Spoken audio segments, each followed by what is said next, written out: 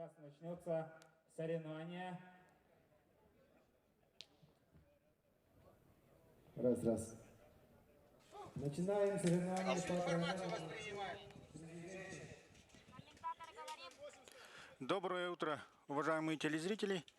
Национальная вещательная компания «Саха» начинает прямую трансляцию со стадиона Маягатта Бердхара, села Барагонцы. Соревнования по легкой атлетике в рамках 8-х спортивных игр народов Республики Саха начались. Для вас работает комментатор НВК «Саха» Родион Кривогорницын, и мне будет помогать Петр Дабун-Иванов. Доброе утро, Петр. Доброе утро. Дорогие друзья, всех поздравляю с началом большого масштабного праздника спорта. Сейчас на старт вышли мужчины на дистанцию 10 тысяч метров.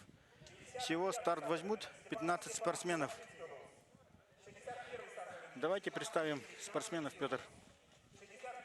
Под номером 57 бежит Елисеев Джулустан, Бурсов Артур под номером 55, Усалданский, Улус, Копырин Николай, город Якутск, Маед Александр, Алюкминский, под номером 56 Драгунов Константин, Мегина Кангалацкий, под номером 58 Бурнашов Мирослав, Усалданский, под номером 68 Васильев Айсен, Вилюйский, под номером 59 Степанов Степан, Чоропчинский, под номером 61 Степанов Дмитрий, Чоропчинский Улус, под номером 65 Чаросов Аян, Верхневилюйский, под номером 71 Киров Андрей, Хангаласский Улус, под номером 62 Сафуронов Нюргун, Горный Улус, под номером 294 Саввин Роман, Намский Улус, под номером 73 Говоров Сергей, Северо-Восточный федеральный университет, и под номером 301 Пятинский Петр, Алёпнинский.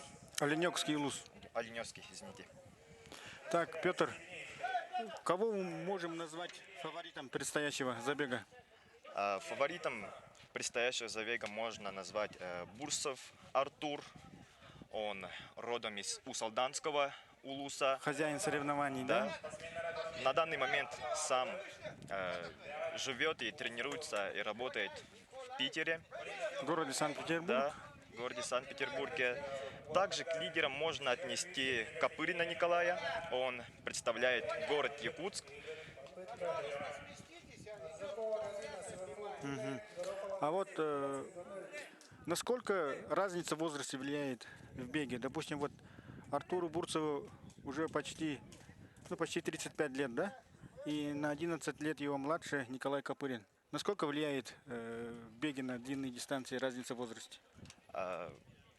Ну, если смотреть из истории, разница в возрасте, да, имеет большое влияние, потому что с годом именно скоростно-силовая выносливость повышается у стайера, и у него больше преимущества, чем у молодого стайера.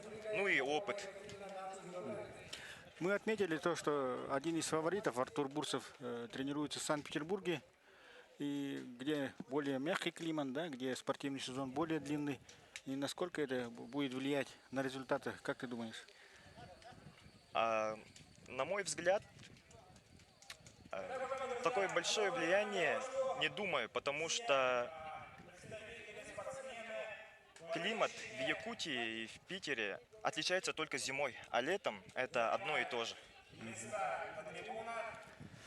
Так, сегодня пройдут соревнования в беге на 10 тысяч метров мужчины, затем побегут на дистанцию 5 тысяч метров женщины, потом на старт выйдут спринтеры, мужчины и женщины.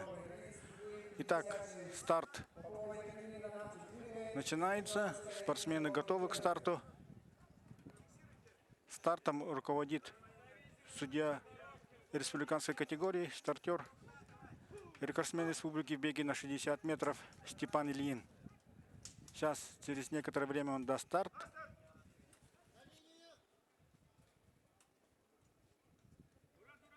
Через несколько, вот, выстрел прозвучал.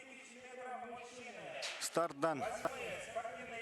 Так, Петр, как ты думаешь, как будет проходить забег? Кто-нибудь возьмет сразу, выбьется в лидеры? Или все будут ждать друг друга?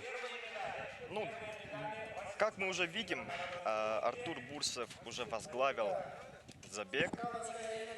Я думаю, что где-то после 5 километров уже будут решаться, ну, Кто станет да, лидером, да? да, Вы- кто станет лидером или кто войдет там именно в тройку призеров. Заранее мы ничего не можем сказать, потому что у нас сегодня Очень жарко, да? очень жарко и Стоит страшная жара.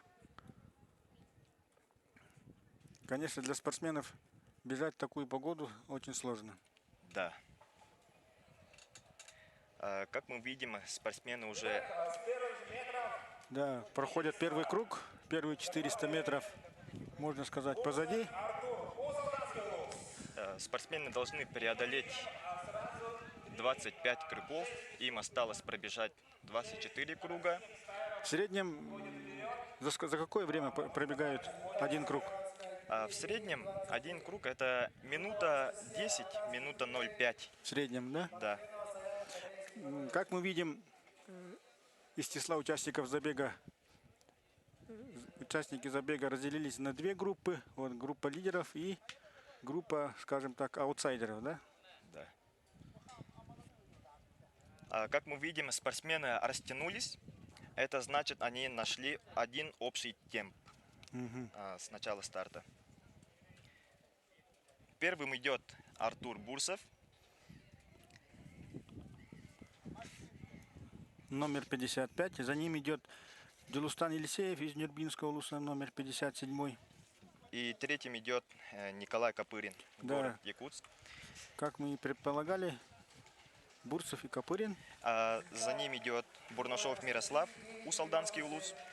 Хочу отметить то, что Бурсов Артур, Николай Копырин и Мирослав, они являются дальними родственниками. Они трое родом из Усалданского улуса. Интересный факт. И все занимаются бегом на длинные дистанции, да? Да. И у них, у всех троих большие достижения в республиканских, дальневосточных и всероссийских соревнованиях. Хочу отметить молодого, перспективного стайера Николая Копырина. Он 1999 года рождения. Да, ему 23 года. Да, он представляет город Якутск. Хотя родом из Усалданского Усалданского. улуса, да? Да. Какое-то время он представлял Хангаласский улус. Он является многократным чемпионом республики среди мужчин, юниоров, ну и призером. Также является многократным призером и чемпионом Дальнего Востока. Ну и чемпионом и призером среди молодежи всероссийских соревнований. На данный момент он перспективный, сильный легкоатлет нашей республики из числа молодых. Как мы видим, тройка лидеров не меняется. Пелетон возглавляет Артур Бурцев. И через где-то 20 лишних минут мы узнаем имя первого чемпиона и имена двух призеров.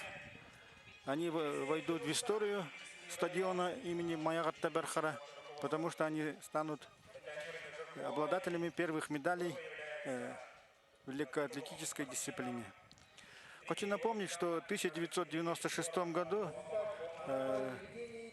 здесь, в селе Барагонцы, состоялись первые спортивные игры народов Республики Саха-Якутия. И здесь также проходили соревнования по легкой атлетике, в том числе и в беге на 10 тысяч метров среди мужчин. Так, после этого забега на старт выйдут женщины на 5000 метров, потом пройдут соревнования в беге на 100 метров. Предварительные забеги сначала пройдут среди женщин и мужчин, а потом на беговую дорожку выйдут женщины и мужчины в беге на 400 метров. После них старт возьмут женщины и мужчины на 1500 метров, а потом пройдут соревнования для нас, как бы, скажем так, новый вид спорта – это спортивная ходьба на 3000 метров. И в самом конце пройдут самые интересные соревнования. На старт выйдут спринтеры, женщины и мужчины. Параллельно на стадионе идут соревнования по тройному прыжку среди мужчин и женщин. Да, и если вернуться к истории и рассказать именно рекорд республики на 10 километров, рекордсменом на 10 километров является Татаринов Кузьма. Кузьма Татаринов, он родом из Усалданского улуса. Да, кстати, тоже, да, хозяин соревнований. Да. В свое время он являлся лидером в нашей республике. И в России занимал призовые места, входил в пятерку, в тройку на чемпионатах России. Его результат на 10 километров составляет 29 минут 1 секунда. Этот рекорд он установил в 2009 году на чемпионате России, где занял 7-е место. Да, хороший результат. Если пройтись по биографии Татаринова Кузьмы Кузьмича, он родился в 1986 года в Усалдане. Он является мастером спорта России по легкой атлетике, чемпион международных спортивных игр «Дети Азии» на 5 и 10 километров 2006 года, многократный чемпион республики, чемпион Дальнего Востока, призер и чемпион чемпионатов России.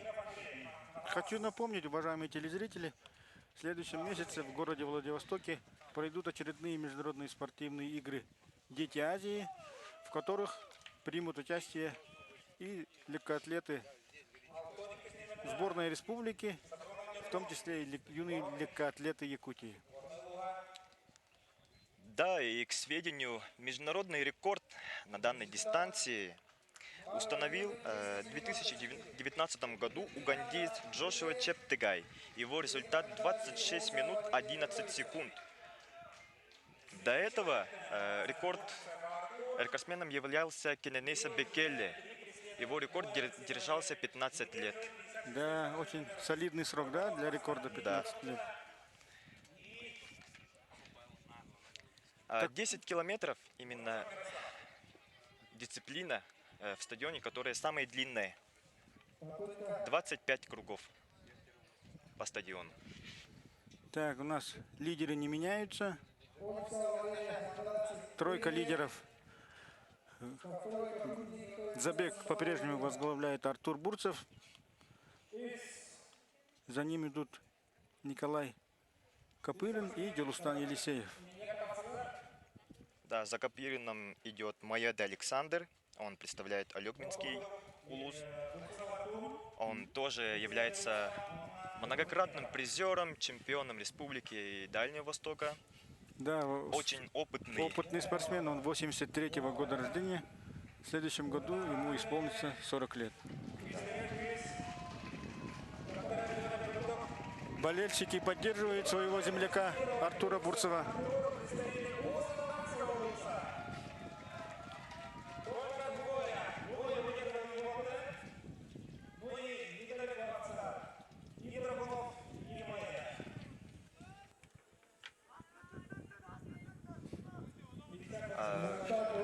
Хочу отметить то, что многие спортсмены бегут в кроссовках, именно беговых кроссовках, нежели чем другие шиповках. А в чем отличие принципиальное? Есть отличие? Да, есть отличия. В шиповках более сцепление хорошее. А в кроссовках почему предпочитают бежать в кроссовках? Может, спортсмен более готовился, подводился и делал ускорение, бегал в кроссовках. Ну, многим тяжело бегать в шиповках. 25 кругов – это очень тяжело, потому что это большая нагрузка на икроножные мышцы.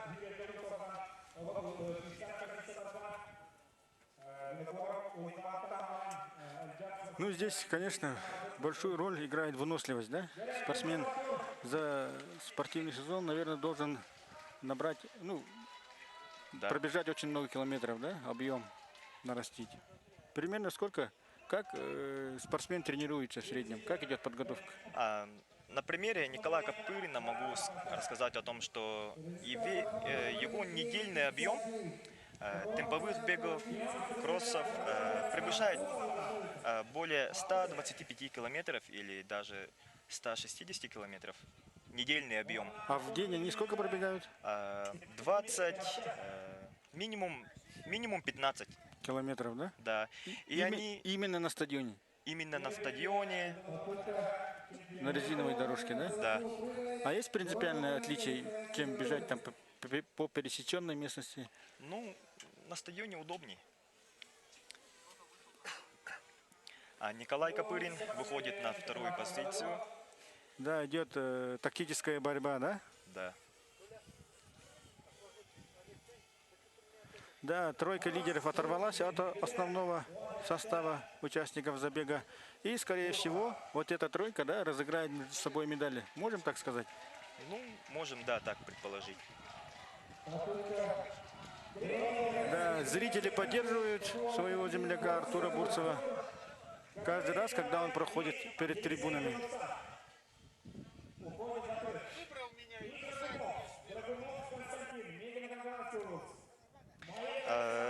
На четвертую позицию вышел Драгунов Константин, Мегине Кангаласский улус.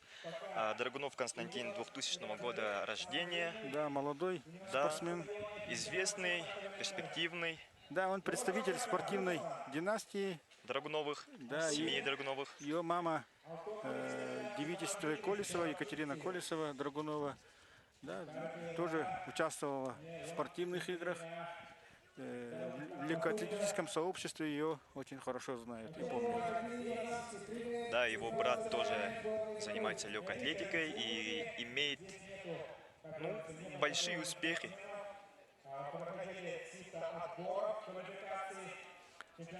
О, темп повысили, да, Артур Бурцев, Да. и оторвались.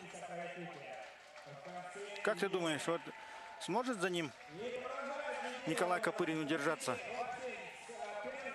Думаю, да, сможет, потому что тренировки Николая Копырина на высоком уровне. Когда он делает длительные кроссы, он бежит по времени на километр. И на километр у него, если он бежит 20 километров, выходит на километр 4-10, например. А вот насколько легче бежать следом? То есть как бы сопротивление ветра чуть меньше, да? Да. Следовательно, меньше сил, эмоций затрачивается. Да, эмоционально и психологически всегда трудно спортсмену, который ведет именно колонну. Но, наверное, Артур Бурцев уверен в своих силах, поэтому с первых метров он возглавил забег. Ну, мы видим, Артур Бурцев медленно, Но верно идет к своей цели, да? да, отдаляется от Николая Копырина. Следовательно, он повысил темп своего бега, да? Ну, скорее всего, он составил план, да?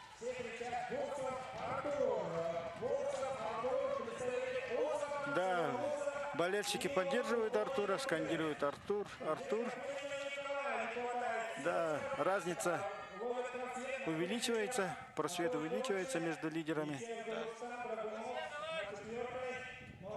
Артур уже, кажется, некоторых обогнал на круг даже, да? Да. Ну, разница в классе очень большая, да, между участниками забега. Мы видим, что за третье место и, может быть, за второе место будет борьба. Будет борьба между Драгуновым Константиновым и Елисеевым Джелустаном. Драгунов Константин обходит Елисеева Джелустана и выходит на третью позицию. Мы видим то, что Артур обгоняет остальных участников забега На один круг. на один круг. Ну, трудно. Трудно участникам, Да, в такую особенно в погоду такую жаркую погоду. Помню, удерживать высокий темп, да? да. Помню, как в 2017 году на играх Манчары в Верхневилюйске участников обливали водой во время бега. Да, из-за жаркой погоды, да? Да. Да, все увеличивается отрыв Артура Бурцева от Николая Копырина.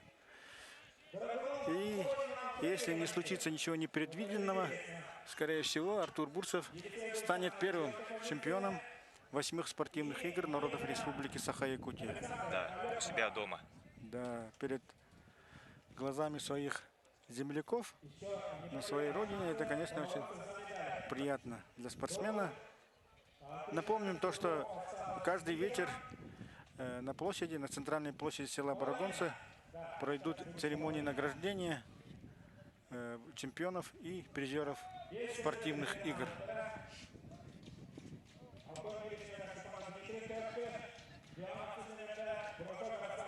А между Елисеевым Джалустаном, Копыриным Николаем и Торгуновым Константином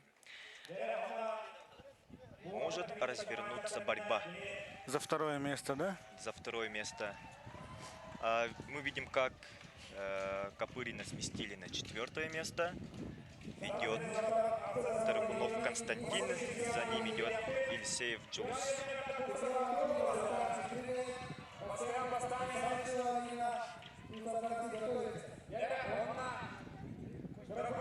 Хочу отметить то, что на технику бега наших стайеров, техника бега играет тоже большую роль.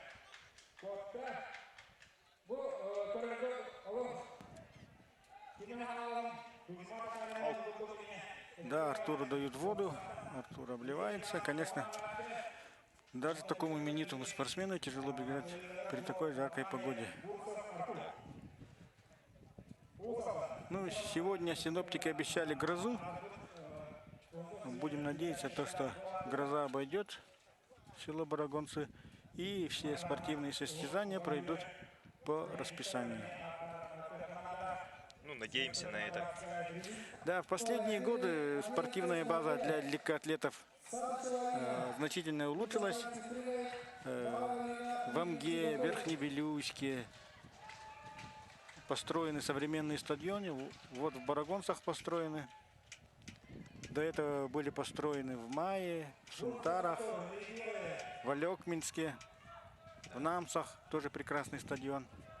И не только профессиональные спортсмены, да, и все население может выходить, заниматься спортом, выходить на пробежки. Да, именно проведение спартакиады, игр Манчары – это большое развитие и шаг вперед именно в развитии инфраструктуры.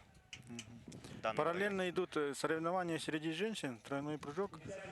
Мы попросим режиссера показать, как идут состязания среди женщин по тройному прыжку.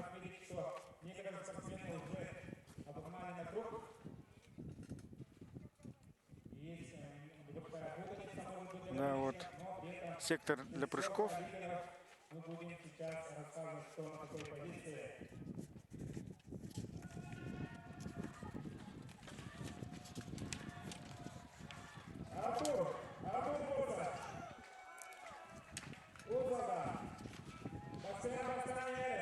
Артур Бурцев по-прежнему лидирует. В очередной раз обгоняет участников забега. Да, преимущество очень значительное, да, у Артура.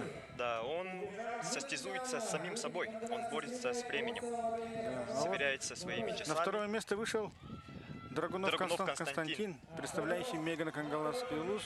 На третьем Молодой месте. спортсмен, 22 года всего. На третьем месте. Елисеев Джулустан, Юрбинский улус. Да, 94 года рождения. Копырин Николай сместился на 4 место. Получается, Николай Копырин, Поторопился. да, слишком рано стартовал, да, и не рассчитал свои силы, получается. Ну, разные факторы влияют именно на готовность спортсмена.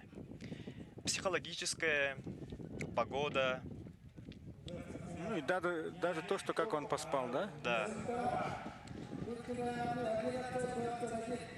Сейчас, конечно, стоит очень жаркая погода, и во многих домах очень жарко, скорее всего, да? Нет условий, чтобы полноценно отдохнуть, восстановиться. Очень трудно. Ну и заранее прийти на место соревнований.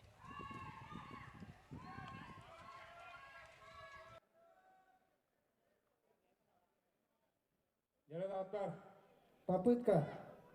Начинаем третью попытку. Сумбаева Ева, Верхоянский прыгает, Варламова Валерия готовится. В гордом одиночестве Артур Бурцев продолжает лидировать. Мы видим, как он в очередной раз обгоняет своих соперников. Очень бесспорное преимущество у Артура Бурцева. Как я знаю, у нее есть родная сестра, да, которая тоже специализируется в беге на средние и длинные дистанции. Да. Она участвует в этих соревнованиях? Да, участвует.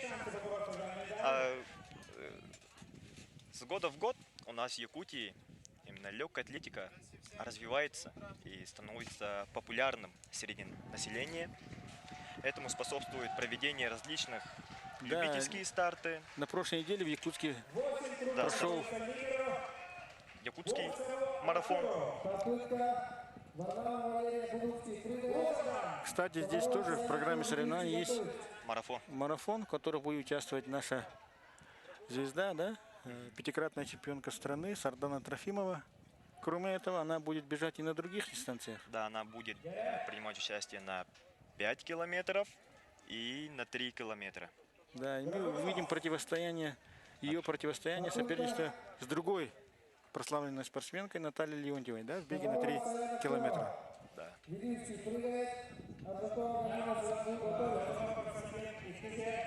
Артур Бурцев лидирует. Посмотрите на его технику бега. Красиво бегает. Вот нам показывает Николай. Елисеев Джулустан. Следом идет Александр Маеда, Алёкминский. И под 301 номером бежит Петр Бетинский, представляющий Оленёкский улус. Да. Далее идет под 73 номером Сергей Говоров, представляющий наш федеральный вуз.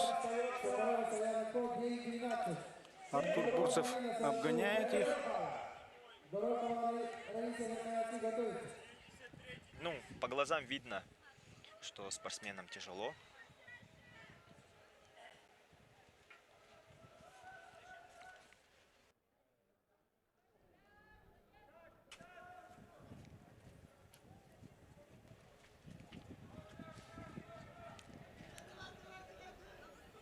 Если рассказывать про развитие бега на 10 километров в нашей республике, неоспоримым лидером является, конечно же, Кузьма Татаринов. До него был Николай Нафтуйский, который тоже является многократным чемпионом. Артур Феофанов. Да, Артур Феофанов. До них лидером являлся Афанасий Илларионов, который, кстати, здесь работает в качестве судьи. 10 километров – это олимпийский вид, данная дистанция, и считается топовым. Судья-информатор нам подсказывает, что осталось 6 кругов до финиша. То есть 2 километра 400 метров осталось Артуру пробежать, чтобы пересечь финишную черту первым. Ну, скорее всего, мы ожидаем борьбу за второе и третье места, да, и последующие места. Да. Многие спортсмены круглый год тренируются здесь на базе Триумфа. В Якутске, да, в столичном центре спортивной подготовки «Триумф», где на втором этаже проложена резиновая беговая дорожка.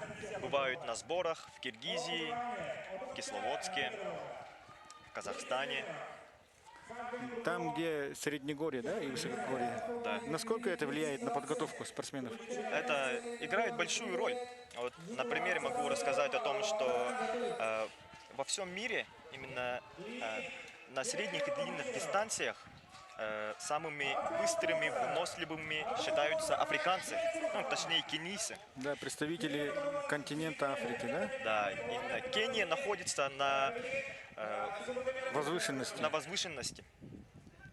Это влияет, Да, разреженный горный воздух, конечно, да, да, является очень хорошим местом для набора оптимальной физической формы для бегунов на длинные и средние дистанции. совершенно верно. Но у нас в республике тоже в Алдане, да, в Аймеконе есть горы. Да, лыжная база. Ну, в отличие от Алдана, в Аймеконе, к сожалению, нету такой современной спортивной базы, да. В Алдане есть прекрасный лыжный центр с гостиницей, со спортзалом и соответствующей инфраструктурой. И лыжная трасса Среднегорья, где бегуны могут набирать свои кондиции. Да, условия для бегунов есть. И Дело остается только за спортсменами, да? бег это большая наука. Ну, это очень трудоемкий процесс подготовки, планирования, питания. Хотя на первый взгляд очень просто. Что тут сложного, да? Одел кроссовки, да побежал. Да, многие думают, что именно спринтеры, нет, стайеры, которые бежат на длинные дистанции, они тренируют только ноги.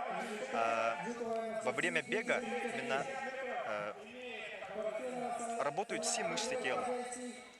Пресс, руки, ну и голова тоже. Да, конечно.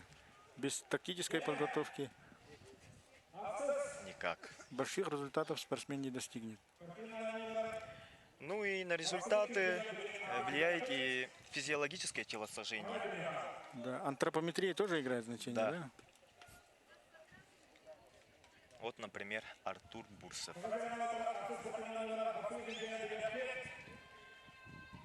Да, антропометрия играет большую роль. Ну, многое количество рекордсменов на длинные дистанции. Многие говорят, что они из Африки, афроамериканцы. Но они тоже из Кении и Эфиопии. Они представляют именно определенные группы.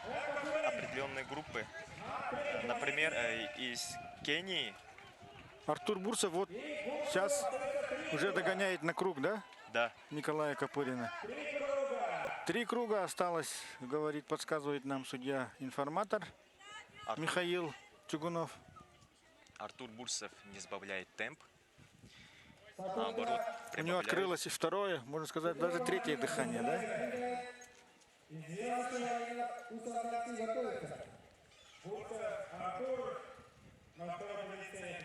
1200 метров, 3 круга. Среди остальных участников забега тоже идет определенная борьба, потому что спортивные игры – это командные соревнования, и каждое место, каждое очко имеет очень ценную ценность, как, образно говоря, на вес золота.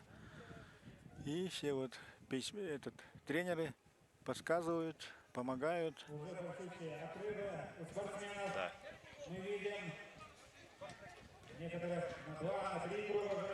Артур Бурсов возглавляет гонку.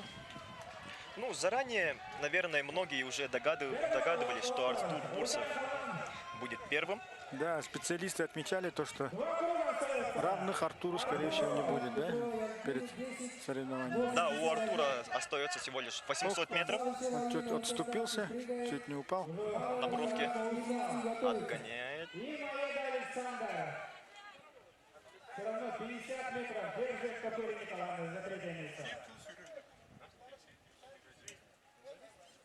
О, что-то случилось, опять отступился. Артур Бурцев чуть не упал. Но уже по технике бега уже видно, что Он тоже устал, да? да, ввиду усталости. Да, конечно, у каждого человека есть свои ресурсы, да? Да, свои пределы. Солнечный зной. Уже движения какие-то расплывчивые. Да, конечно, в такую жару Лидер устал. Ну и бежать в таком высоком темпе, конечно, для любого человека это очень большая нагрузка. Да. Мегина Кангараски готовится. Даже для подготовленного человека. Артур Бурцев. Мы видим, как Тартакинова Диана Дмитриевна что-то подсказывает Артуру Бурцеву. При этом устал достаточно серьезно. Сейчас будет финальный гонг. Да, сейчас прозвенит колокол, который возвестит о том, что до финиша остался один круг. Но это будет сигнал для одного Артура. Остальным участникам забега еще бежать и бежать. Артур Вот, колокол прозвучал. Остались последние 400 метров. Самые последние и сложные, скорее всего, для Артура. Да, Вот он тоже опять, на характер бежит. да, на морально-волевых через не могу, да, стиснув зубы ради команды. Да, победа дается очень сложно. Ну, если бы Николай Копырин продержался с ним до этого момента, он бы с легкостью его обогнал. О, что-то случилось с Артуром. Видимо, он получил тепловой удар. Ему трудно. Да. Его обливают водой. Да, такие моменты тоже бывают. Он только один знает, чего Да, через не могу на морально-волевых качествах Артур бежит. Его можно только приветствовать за волю к победе и характер. Но при этом не забывает, да, нажимать на часы. Смиряться. Да. видит, даже лидер, даже очень... Мы думали то, что победа дастся ему легко и просто, но Трудно. трудно, да. Оу. Ну давайте, поддержим Артура Бурцева! 100 метров! А уже переходит на шаг. Отталкивает его. Что-то случилось с ним. Состояние здоровья. Происходит? О, боже мой! Давайте поддержим! Но все равно Артур продолжает бежать. Остались последние 100 метров. Вот это страшно! Болельщики подбадривают, поддерживают спортсмена. Да, в этом, за такие моменты мы любим спорт. Это как бы трагедия и радость А, нет. победы. Первым стал Драгунов Константин. Он обогнал Артура Бурцева на последних метрах. Артур еще вот не пересек. Вот он пересек финишную черту. И обязательно Первым становится Драгунов Константин, если я не ошибаюсь. На последних метрах он обогнал Артура Бурцева.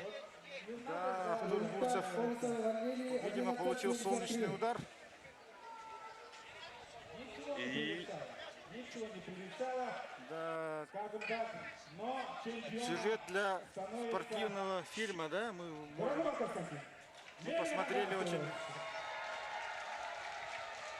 драматичный забег. третье. Большую половину забега Артур. И третьим становится Николай Копырин. Да, Город Якутск. поздравляем Николая Копырина, который тоже показал, да, Хороший результат. волю к победе и занял Четвертым Маеда становится. третье место. Маеда Александр, четвертое место. Ну, поздравляю Николая Копырина с его третьим местом. Поздравляю его и его команду. Поздравляю его тренера Дмитрия Колесова и Тартакинову Диану Дмитриевну. Первое место на 10 километров занял Драгунов Константин. Если мы не ошибаемся, да? Да, и Ну, дождемся официальных итогов. Такое бывает в спорте. Драгунов Константин.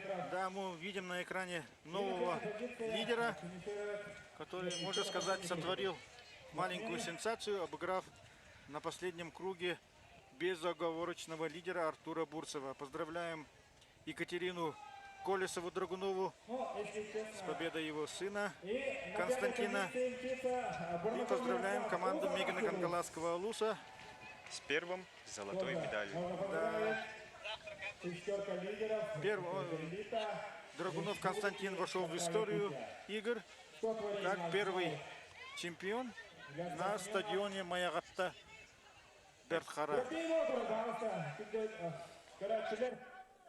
Итак, на финише 61-й старт номер Степанов. Но это спортивные игры. Да, спортивные игры. Там может произойти все, что угодно. Да. За это мы и любим королеву спорту, да? Легкую атлетику. Да. Хочется напомнить то, что Усть-Алданский улус является родиной нашего великого земляка Николая Николаевича Тарского, который внес очень большой вклад в развитие спорта республики. Так, Именно финал он попали первым начал по тройному проведение прыжку женщины. спартакиад народов СССР. Попова Начал Екатерина развивать Ганский, олимпийские виды Жукова спорта, как Анастасия бокс, Алданский, вольную борьбу, тяжелую Адамова Евгения атлетику. Усалданский, Парфенова Саяна Хабяйский, В свое время он сказал, Петрова что, Султанский, что через некоторое время спортсмены Дудкина Якутии Анна, Мегана Гангаласки, одержат победу на Павлова Елена, международном уровне на Белый Олимпийских Цис, играх. Лорисова Валерия, И его Гангаласки. слова стали пророческими. Как мы знаем, в 1972 году, в 1976 году наши борцы завоевали олимпийские медали. Выпускник Государственного центрального ордена Ленина Института физической культуры вместе со своими друзьями Валерием Пантелеймоновичем Кочневым, нашим профессором, Иннокентием Гавриловичем Игнатьевым, Романом Романовичем Бурнашовым, как первые специалисты с высшим образованием, внесли очень большой вклад в развитие физкультуры и спорта в республике. Метров 200 отрыва имел Бурцев Артур, но Если вернуться к забегу, то вот некоторые бегуны только-только завершают свой забег. Финиширует спортсмен под номером 73 Сергей Говоров, представляющий Северо-Восточный федеральный университет. Он даже не финишировал, у него остался, видимо, еще круг. Один круг. Ну, Драгунов Константин. Он 2000 года рождения. Да, ему 22 года. Для бегуна на длинной дистанции это очень молодой возраст, да? Да. Но это сенсация. Да, это легкой сенсация, да, это сенсация. Хотя большую половину забега безоговорочно лидировал Артур Бурцев. Ну, видимо, он не учел погодные условия, потому что палящее солнце. Ну, тренировки, изнурительные тренировки Драгунова Константина оправдались. Да. Драгунов Константин, Мегина Кангаласки, да? Бурцев второе, да? Он, короче,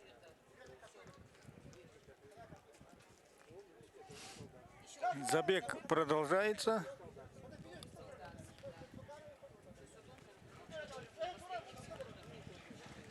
После будет дан старт для женщин на 5000 километров. Да, вот женщинам тоже надо, скорее всего, учесть, да, погодные условия, жаркое палящее солнце. 54. Жукова Анастасия Алданский прыгает, Адамова Евгения Усалданский готовится. По своему опыту знаю, что бегать в таких жарких условиях очень трудно. Да, вот врачи, медицинские работники оказывают помощь Артуру Бурцеву. Да. Ну, желаем ему, вот мы видим повтор, да, желаем скорейшего восстановления.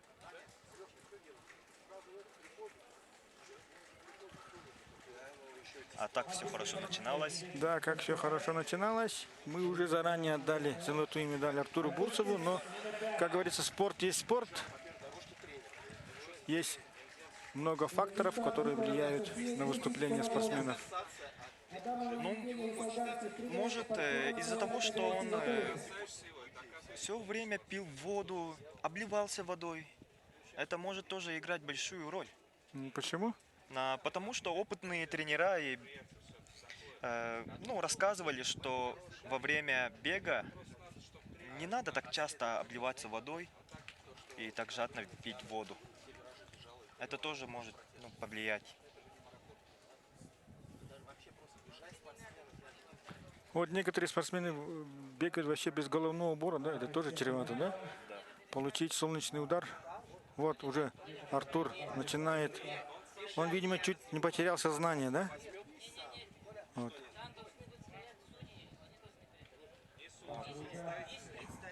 Вот, болельщик помогает ему, обливает водой. Вот он чуть не упал. Ну, по правилам, скорее всего, нельзя, да? Да, Поддерживать нельзя. спортсмена. Вот, Вот они да, помешали. фейерплей, честная игра, вот. Да, все вышли на беговую дорожку, так нельзя было. Да, все-таки Мы видим, как Драгунов Константин обгоняет. да, самый Да. драматичный момент забега. У нас все-таки спортивные игры, да? Республики Саха-Якутия, а не какие-то районные соревнования. Да, и И, скорее всего, там болельщикам не надо было выбегать на беговую дорожку. и мешать участникам. Вот врачи 52 стартовый номер. подхватывают Артура Бурцева. Ну, желаем Артуру скорейшего восстановления. Ну, мы не знаем, да, Мы выйдет ли видим, он. как финиширует Николай Копырин Да, своим, ему тоже очень тяжело было. своим коронным знаком. Он поднимает всегда Вот. Драгунов Константин воспользовался моментом и обогнал. Ну вот, спринтерский бег он показал. вот что на значит последний бороться бег. до конца, да? Да. Показать волю, характер, волю к победе. С высоким подниманием колен финишировал Драгунов Константин. Новое, можно сказать, новое имя, да? В мире Новое легкой з- атлетики. Новая звезда. Вот. Трагичный момент. Вот, пересек финишную черту и завершил дистанцию.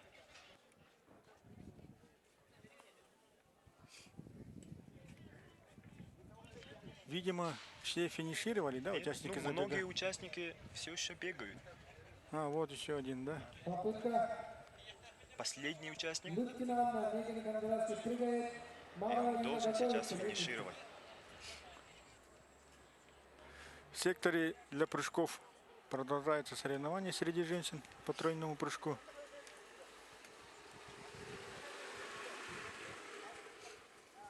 Подъехала машина скорой помощи.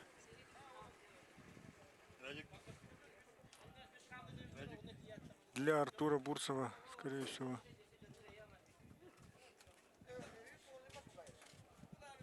Сектор для прыжков.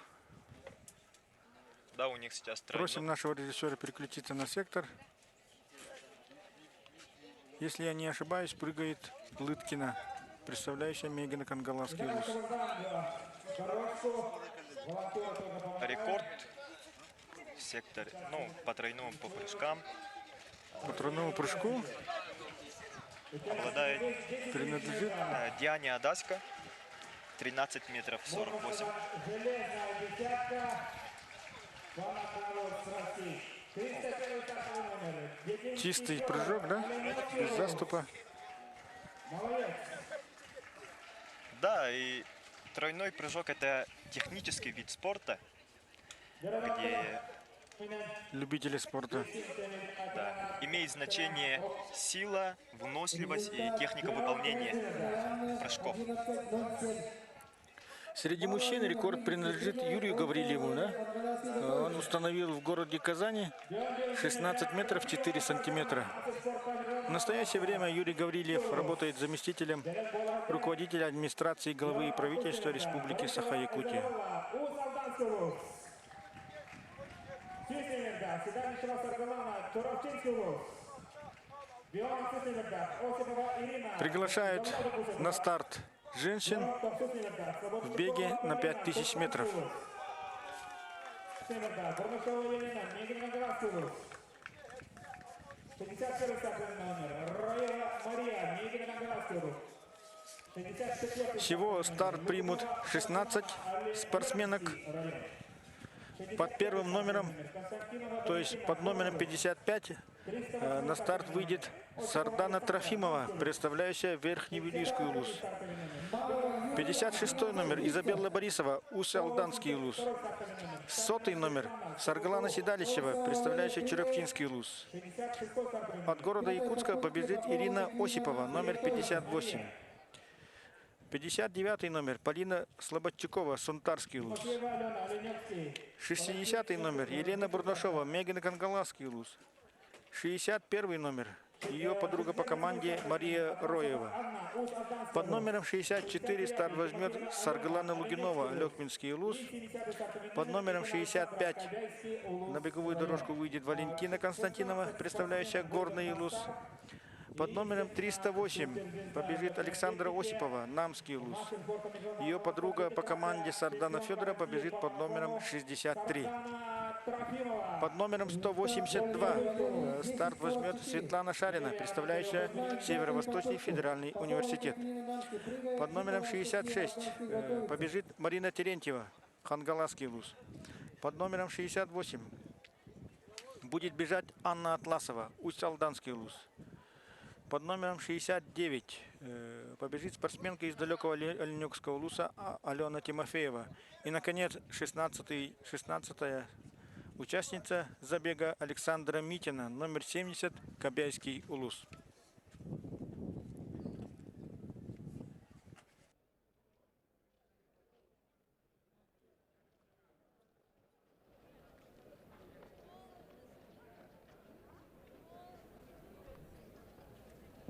Аяқ мейдінен 5 метрға Кірянадарға старт берілді.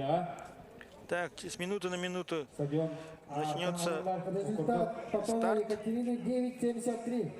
Среди женщин на 5000 метров. И у нас наступает рекламная пауза. Спонсор трансляции из Центра недвижимости «Триумф Инвест». Мы занимаемся продажей, покупкой любой недвижимости и строительством частных домов. С нами вы воплотите мечты в реальность. Центр недвижимости «Триумф Инвест». Также спонсором трансляции является «Алмаз Кредит Сервис», крупнейший кредитный союз Республики Саха-Якутии, на протяжении 18 лет служащий развитию качества жизни. Алмаз Кредит Сервис. Бүгінгі күнге сахабыт сирин самой улахан әрәлләх кредитный союга. Он ағыз сылыстата олақ качестватын сайынларыға көмілігір. 11-15. Так, вернемся На стадион. 10.28. Адама Евгения Идет Усалданский подготовка прыгает. к старту среди женщин на 5000 метров. А тем временем в секторе для прыжков женщины соревнуются в тройном прыжке. Первое место. Драгунов Константин, Мегина Кангаласский улус. Вот нам объявляют официальные итоги забега. Первое место Драгунов Константин, Мегина Кангаласский улус. Усть-Алданский улус. Второе место Артур Бурцев, Усть-Алданский улус. Третье место. Копырин Николай, город Якутск. 33 минуты 44. И третье место занял Копырин Николай, город Якутск. 33-53. 32 минуты 40 секунд. 34-51. Шестое место Степанов Дмитрий, Шуракинский улус. В секторе по прыжкам Седьмой позиции. На седьмой позиции Елисеев видим, как Гулустан, участница Ирбинский район. Делает попытку. Сейчас посмотрим, судья. был заступ или не было заступа? Не было заступа. Белый флаг поднял судья. Сейчас судьи измерят Савин Роман, Намский улус. длину прыжка. Сафронов Миргон, город Ну, этот тройной прыжок схож с нашим национальным видом үсті-үлбіс. Да, с якутскими национальными прыжками. Прыжок тоже входит в олимпийский вид спорта.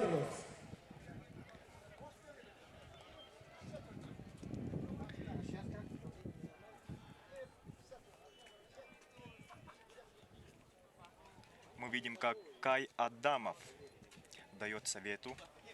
Дает советы, да, своей подруге по команде. Да, как и в любом виде, есть свои нюансы, да, есть свои секреты Да. и особенности. Ну, есть и свои звезды. Да, мы видим, как готовится забег на 5000 метров среди женщин. Вот с красным флагом идет судья-стартер Степан Ильин, рекордсмен республики в беге на 60 метров. Его рекорд простоял 15 лет, если не ошибаюсь, 6 секунд и 7 десятых. как у нас называют, бородатый рекорд. 10.95. Был. Петрова Альбина Сунтарский прыгает. Старший судья соревнований по легкой атлетике Ариносова Татьяна Кузьминична. Она является многократной чемпионкой России, республики.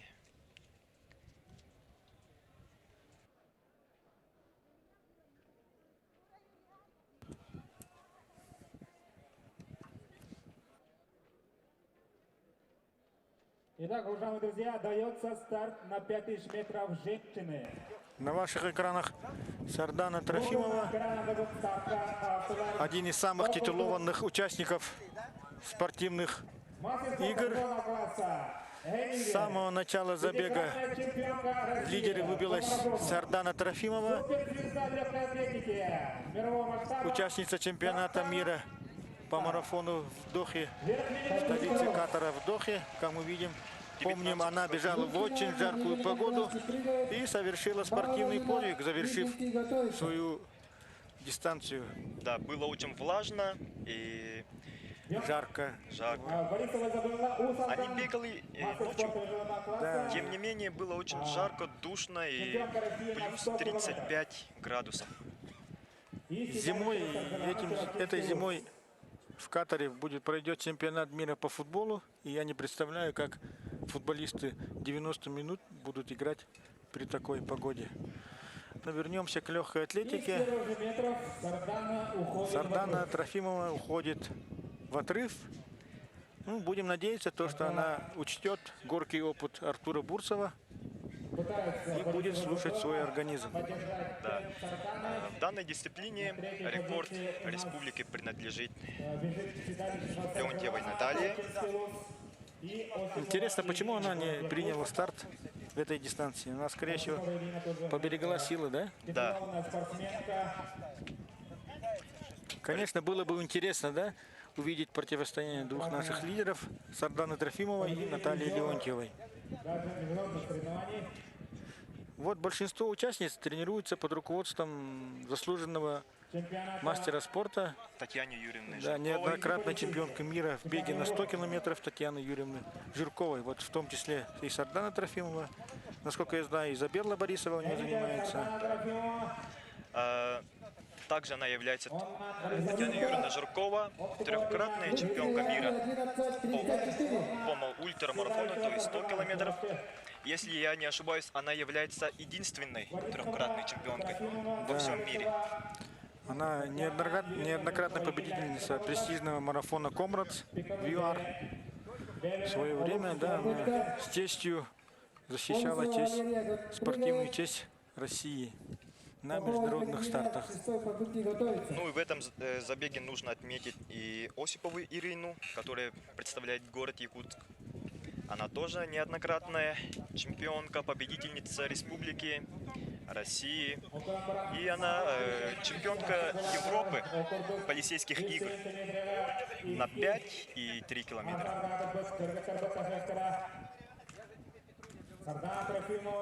Ну, в отличие от мужчин, у женщин дистанция в 2 раза короче. 5000 метров, это где-то 12,5 кругов. 12,5 кругов. Но это тоже немало, да? При такой погоде бежать.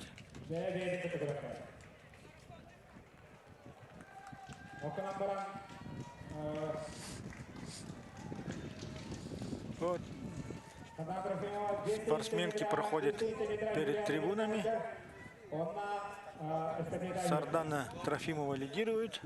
За ней чуть отстает спортсменка под номером.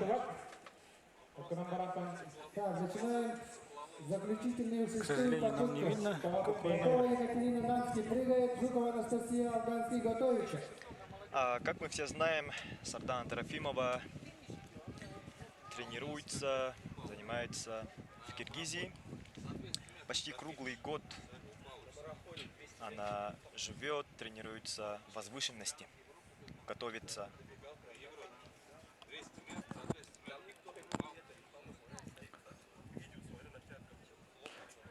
Да, к сожалению, по независящим от спортсменов причинам, да, спортсмены сборной России не имеют права выступать на международных соревнованиях. Век спортсмена очень короткий. Конечно, Попытка. огорчает Жуков то, что Анастасия Алданский спортсмены прыгает. страдают Адамова от Евгений Солданский большой готовится. политики. Да, этот скандал продолжается более 7 лет, начиная с 2015 года. Все понятно. Тут, как говорится, Из-за доклада Макларена. надеемся, не будет Да. никаких сюрпризов, сенсаций и так далее. Но если вернуться на беговую дорожку, Трофимова, Эмилия. Сардана Трофимова, кажется, чуть прибавила темп. Осколок И- Искандер. Дюк США 5 немеде. Дюгусу Хоракка. Ахсус, Тахсус Кастан. Чуть отделяется от спортсменов, которые идут на 3-й и 4-й позиции. Два круга пробежали, осталось 10 кругов. Ну, уровень наших легкоатлеток тоже очень высокий. Они занимают призовые места в российских, международных состязаниях по легкоатлетике. И хочу заметить, что из года в год наши легкоатлетки становятся все лучше и лучше.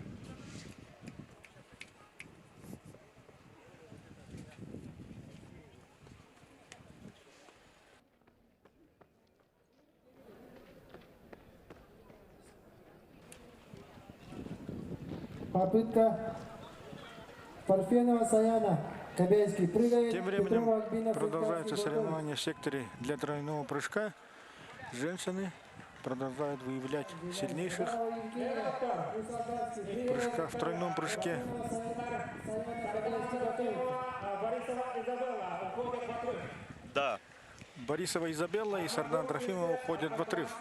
они обе тренируются у Татьяны Юрьевны Жирковой, Осипова Ирина. тренируются вместе. Седалищева Саргалана. Осипова Ирина тоже титулованная спортсменка, кандидат в мастера спорта. Ну и как рассказали тут, как говорится, друзья, товарищи, она в 96-м году начинала свой путь в легкой атлетике. Так, уважаемые телезрители, нам принесли официальный протокол забега на 10 километров среди мужчин. Итак, первое место впервые в своей спортивной карьере занял Константин Драгунов, представляющий Мегино Кангаласский улус. Его результат 32 минуты 51 секунда и 64 сотых. Второе место занял Артур Бурсов, представляющий Усть-Алданский улус. Его результат 33 минуты 4 секунды и 27 десятых. И бронзовую медаль завоевал Николай Копырин, представляющий столицу республики с результатом 33 минуты 44 секунды и 33 десятых. Как говорится, спортивному долголетию некоторых участниц. Сардана Трофимова уходит в отрыв. Как мы видим из протокола, вот разница очень большая. Бетинский Петр, занявший предпоследнее место, отстал почти на 11 минут от чемпиона игр. Недалеко отстала Осипова Ирина. Ирина Осипова.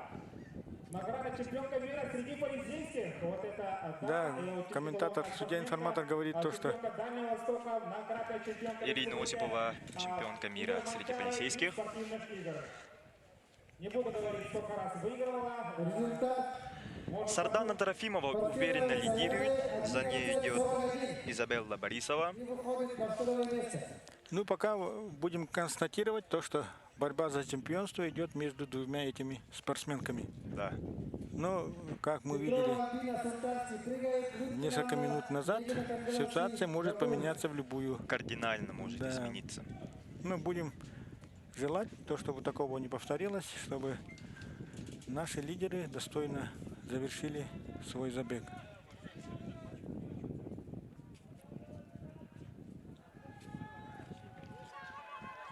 В данном забеге хочу отметить участниц.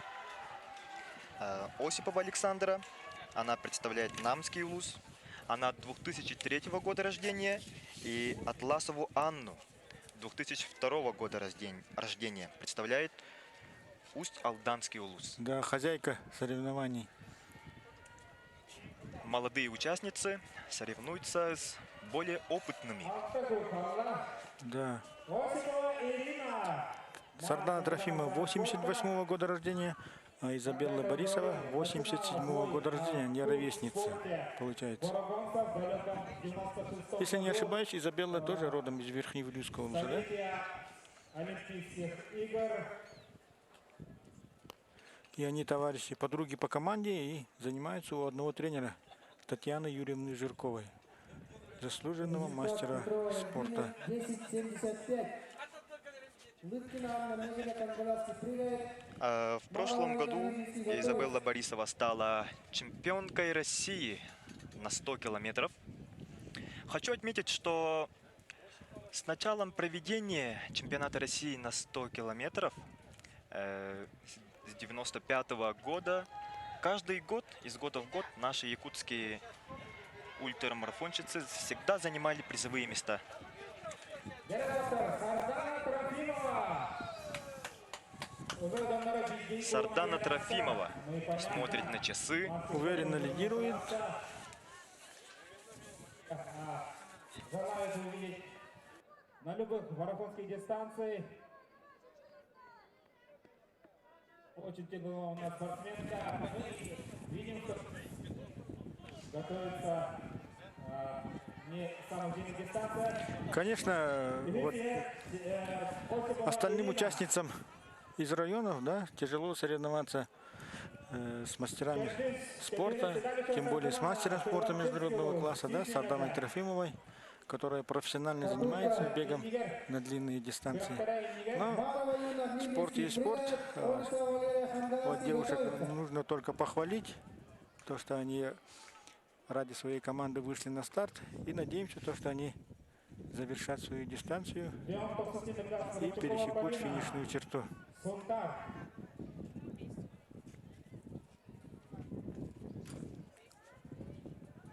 Pasaran ini tahu sultan. Tuh, itu namanya bola.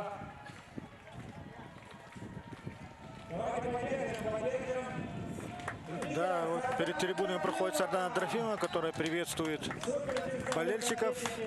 Она бежит легко и уверенно. За ней ее преследует Изабелла Борисова. Вот эти два лидера, безоговорочных лидера, ведут гонку.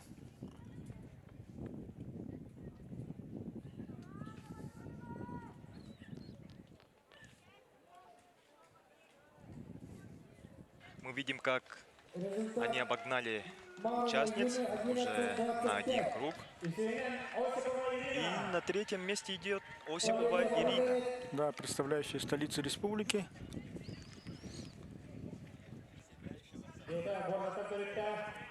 Осталось 4 круга. Вот перед нами судья каждый раз поправляет, показывает информационное табло, сколько осталось кругов до финиша. Да, более 2 раза скоротечно, да, проходит забег, в отличие от мужчин. Ну и погода благоволит нашим участницам. Да, появились облака и подул легкий ветерок. Да. Каждый раз, когда Сардана Трофимова пробегает перед трибунами, ее приветствуют. Да, ну, как видим, она взвинтила темп и с каждым кругом пробегает все быстрее и быстрее. Еще чаще она пробегает перед трибунами. Для нее осталось пробежать 3 круга. 1200 метров осталось. Результат Олесовой Валерии 11.79. 5 километров для них это спринт. По итогам финальных Да, вот. третье место занимает Скорее всего, есть принципиальное отличие, да, для спортсмена, который специализируется на классическом марафоне 42 километра, 195 метров, бежать 5 километров.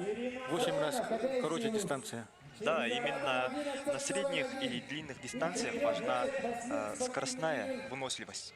А на марафоне, ультрамарафоне важна выносливость.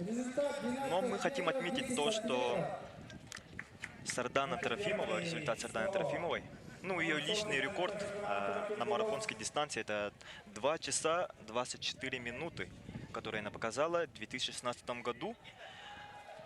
Ну, для того, чтобы бежать так марафон, она должна бегать 5 километров, 9, 10 километров на хорошем уровне. Да, вот Сардана появляется перед трибунами, и болельщики приветствуют нашего лидера. В 2014 году в селе Намсы был проведен первый марафон, на котором, если я не ошибаюсь, Сардана Трофимова заняла первое место.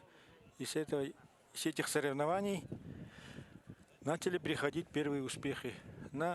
Сначала на республиканском, потом на всероссийском уровнях, а потом уже она начала принимать участие на международных соревнованиях, которые, к сожалению, опять были, в которых было запрещено участие российских спортсменов из-за санкций.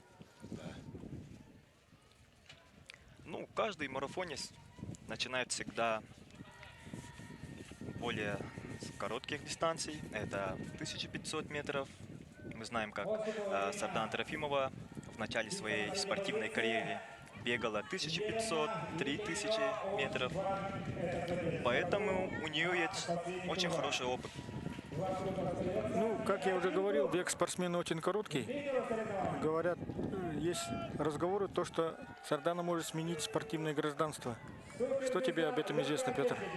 Да, многие спортсмены для того, чтобы принимать участие в больших спортивных соревнованиях, ну, Олимпийских играх, на чемпионатах мира, чтобы отобраться, они меняют гражданство.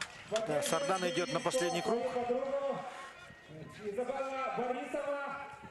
Ну, скорее всего, здесь очень много журналистов. Они после финиша, скорее всего, узнают у самой Сарданы Ну, будем верить планы, лучше, да, что планы Сарданы.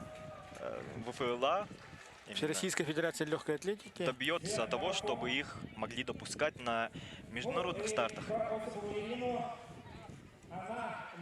Конечно, для любого человека, тем более спортсмена, да, который проливает пот, отдает все силы, очень обидно и горько то, что их не допускают к международным соревнованиям, тем более Олимпийским играм. Да, это мечта любого спортсмена выступить достойно на главных соревнованиях человечества.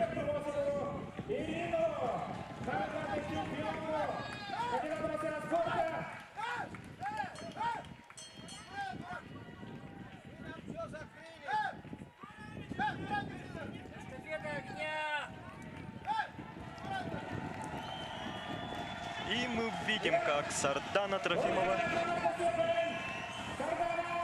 Да, выходит на финишную прямую. Сардана Трофимова в гордом одиночестве завершает дистанцию.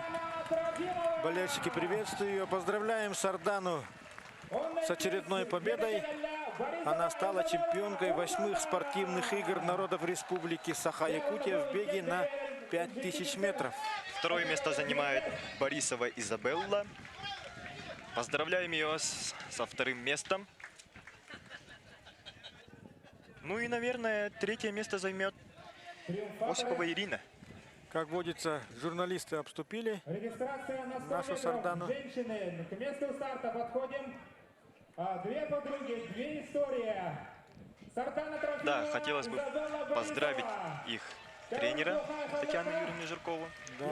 Это Вот Сардана пробегает круг почета На круг почета. с флагом родного Верхневилийского Улуса. Конечно, это очень хорошо и патриотично, то, что она высоко и гордо несет флаг родного Улуса.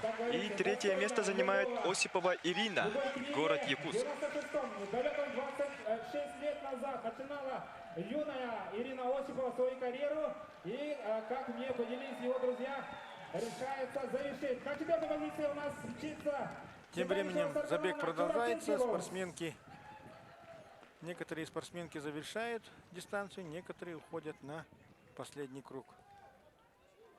На пятой позиции приближается спортсменка по номеру 59 Слободчакова Полина, Сунтарский Улус.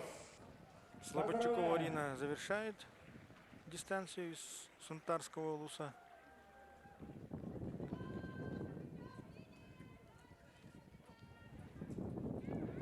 Онда білген Бороданенко таяқпет. Сардана Трофимова, Борисова Забыла, Татьяна Жиркова ителләнчеләре булганнар. Аны бутта бәйләре алып спорт итен алаштыра. В секторе для прыжков завершились соревнования среди женщин. И к разминке, к разминочным прыжкам приступили мужчины в секторе для тройного прыжка. Мы видим лидера соревнований Георгия Шергина, представляющий Мегина Кангаласский вуз. Начинали свой спортивный путь. Диша номер 5 города Якутска. И другого товарища его по команде Игоря Скрябина, который тоже является фаворитом. Мы видим, как финиширует Сардана Трофимова. Повтор. Как и предполагали многие специалисты, в том числе и болельщики, то, что первым дистанцию завершит Сардана Трофимова. Так и случилось. Конечно, мастер спорта международного класса. Есть мастер спорта международного класса, да? Да. Завтра она будет бежать 3 километра. И мы будем в ожидании противостояния с Натальей Леонтьевой. Да. Будет интересно. Да, завтра национальная вещательная компания «Саха» обязательно будет в прямом эфире транслировать все соревнования по легкой атлетике. Так что не забудьте включить свои телевизоры. Также трансляция ведется по YouTube-каналу и по ВКонтакте. Ирина, представитель города Якутска, финишировала на 3-й позиции 5000 метров. 66-й стартовый номер. Участницы финишируют 5 километров. Да, пока вернемся к рекламной паузе. Напоминаем, что спонсор трансляции — Центр недвижимости «Триумф Инвест». Мы занимаемся продажей, покупкой любой недвижимости и строительством частных домов. С нами вы воплотите мечты в реальность. Еще одним спонсором трансляции является «Алмаз Кредит Сервис», крупнейший кредитный союз Республики Саха-Якутия на протяжении 18 лет, способствующий развитию качества жизни. Алмаз Кредит Сервис бүгінгі сахабыт сирин самай улахан эреллях кредитный союга, он агасылустата олақ качестводан сайынларга камалахар. Да, благодарим от имени национальной вещательной компании «Саха», благодарим спонсоров трансляции. Тем временем в секторе для прыжков разминаются мужчины. Мы видим, как тренировочный прыжок сделал Георгий Шергин.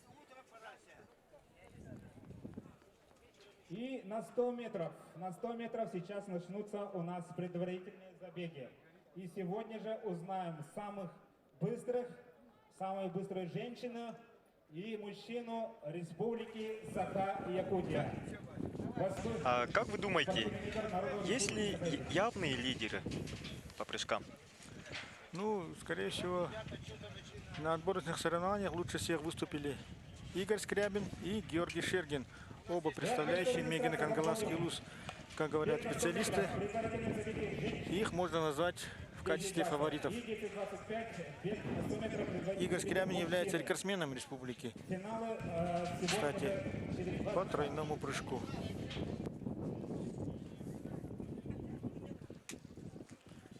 Да, ветер усиливается. Ну, для спортсменов, если он будет попутным, это только им на руку, что будет способствовать. Если вернуться к забегу на 5000 метров, то хотелось бы напомнить рекорды республики в беге на 5000 метров среди женщин. Рекорд республики Саха-Якутия принадлежит Наталье Леонтьевой, которую она установила в 2012 году и составляет 15 минут 32 секунды 48 сотых. Рекорд спортивных игр народов Республики Саха-Якутия принадлежит свежеиспеченной чемпионке Сарданы Трофимовой. Этот рекорд она установила 3 года тому назад. Результат равен 15 минут 31 секунда и 36 десятых. Последним действующим чемпионом игр на этой дистанции являлась Сардана Трофимова. И она стала, если не ошибаюсь, трехкратной чемпионкой спортивных игр. Она также является лидером отборочных соревнований. На отборочных соревнованиях она показала результат 16 метров, 39 секунд и 1/10.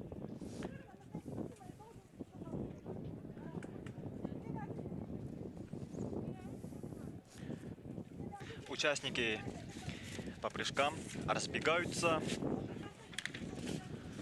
Да, сейчас в скором времени начнутся предварительные забеги на 100 метров среди мужчин. Среди мужчин и женщин. Алтын тоқсус немеді. Тимофеева Алена, Оленевский улус. Спринт. Самый один из ярких и зрелищных дисциплин в легкой атлетике. Среди мужчин, конечно, на международном уровне мы сразу вспоминаем имя Усейна Болта, который, конечно, превратил 100 метров в очень яркое шоу, да? Да. Ну, Усейн Болт, 8-кратный олимпийский чемпион, известный на весь мир. Во время чемпионата мира, который проходил в Москве, В 2013 году да, многие любители спорта, в том числе легкой атлетики, могли воочию увидеть победу Усейна Болта. ну, многие специалисты говорят, что Усейн Болт – это человек, который опередивший свое время. Да, но и тоже своим неординарными, да, действиями повысил зрелищность спринта, Да. увеличил количество просмотров. Конечно, очень много людей по всему миру начали интересоваться легкой атлетикой ради того, чтобы увидеть бег Усейна Болта. Итак, технические результаты на 5000 метров женщины. В спринте тоже в советское время можно вспомнить имя советского спортсмена Валерия Борзова, который стал олимпийским чемпионом в 80-м году в Москве. На экранах мы видим Диану Адасько. Она будет бежать 100 метров. Да, одна из фавориток. Да, и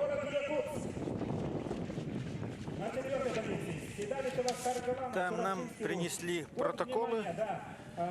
100 метров женщины, будет 2 забега, в которых будет по 8 участниц. В первом забеге старт примут Розанна Простакова, номер 322, Вилюйский улус.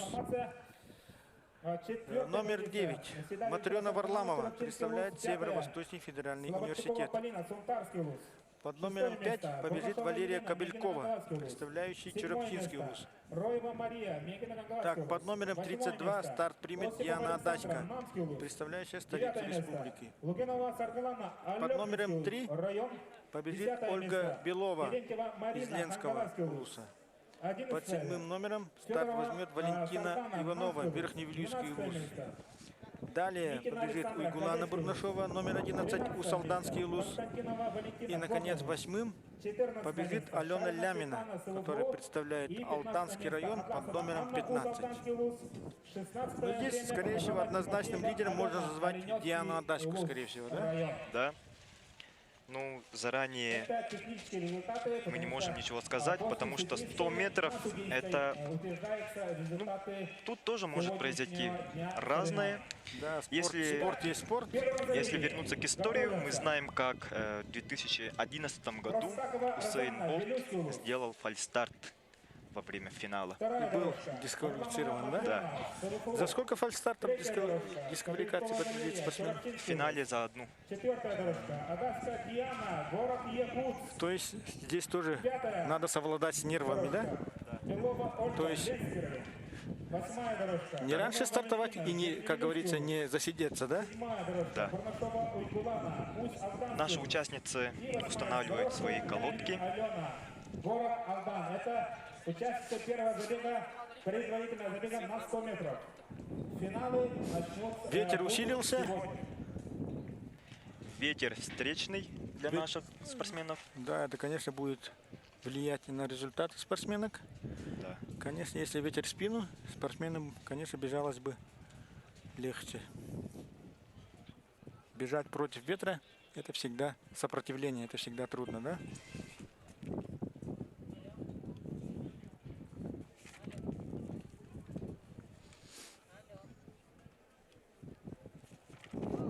Диана Адаська в основном специализируется на прыжках в длину и в тройном прыжке, но ради команды, ради интересов команды она бежит 100 метров. Да, она может пробежать 100 метров. В 2010 году на 5-х спортивных играх в Алекминске сенсацию сотворила школьница из Кобяй, 15-летняя девушка, которая первой завершила дистанцию. На моей памяти это первая школьница, да, которая стала чемпионкой среди взрослых. Да. Вот. В легкой атлетике нет уже, да, ограничений? Да, в ограничении в возрасте нет.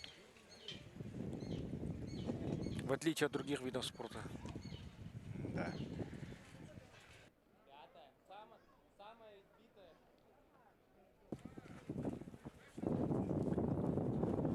В скором времени начнется первый забег, потом пройдет второй забег, и в конце дня пройдут финальные забеги.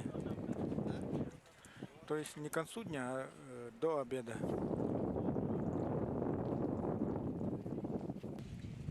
Под номером 32 стартует Диана Адаська. Да, оператор нам показывает как одного из явных фаворитов забега. В спринте имеет, скорее всего, очень большое значение взрывная, да, сила. Именно первые 30 метров. Первые 30-40 метров. Это очень важны для спринтера. Но есть и уникумы, у которых плохой старт, но затем они набирают скорость и становятся первым. Представительница Чураптинского улуса Валерия Кабелькова под номером 5.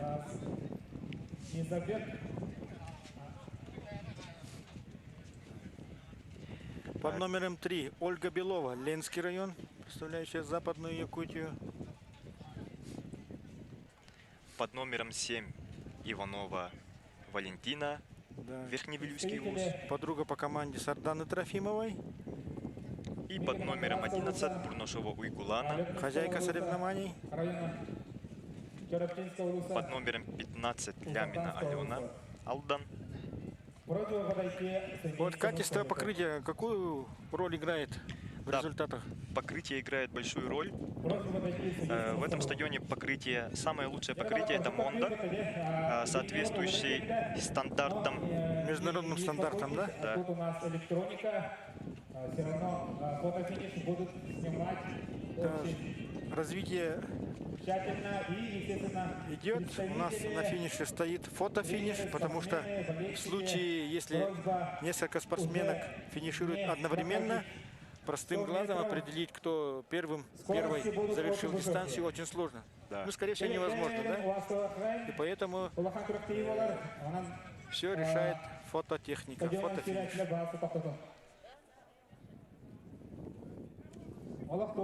Судья-информатор просит освободить беговую дорожку.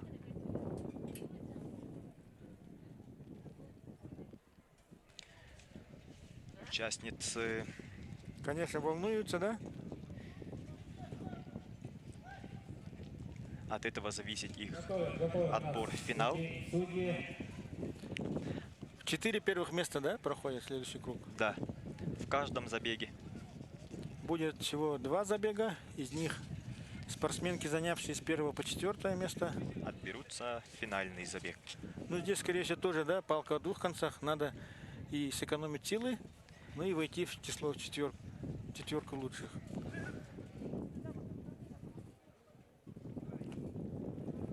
Судьи готовят финишную черту, устанавливают фотофиниш.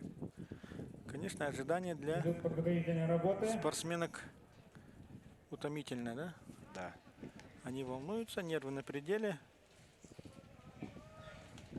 Некоторые неопытные спортсменки могут перегореть даже, да? Да, из-за волнения. участниц пригласили. Итак, представляем участниц на 100 метров. Первая забега. Ветер усиливается. Первая дорожка. Простакова Розанна, Вилюйский улус. Вторая Судья дорожка. информатор Варламова представляет Матрена, участниц село первого Суров. забега. Третья Еще раз дорожка. напомним, Розанна Кобякова Простакова, Валерия, первая дорожка, Чурапинский Вилюйский улус. улус. Следующая Матрена Четвертая Варламова, дорожка, Северо-Восточный внимание. федеральный Мастер университет. спорта Адальская Далее идет Диана, Валерия город Кобелькова, Якутск. Чарапинский улус. Четвертая Пятая дорожка дорожка, Диана Белова Адальская, город Ольга, Якутск. Ленский Пятая Ольга район. Белова, Ленский Шестая район. дорожка. Иванова Валентина, Валентина Верхневилюйский Иванова, улус. Верхний Вилюйский улус. Седьмая дорожка. Седьмая дорожка Бурмашова Углана Бурмашова, хозяйка Волгоградский соревнований. улус. И, наконец, восьмая И дорожка восьмая Алена дорожка, Лямина, Алданский Лямина район. Алена, город Алдан. Ну, здесь, скорее всего, могут быть темные лошадки, да? Которые могут выстрелить. Да. Скорее всего, так. Все решит старт. Именно старт от стартовых колодок может решить все. Весь исход.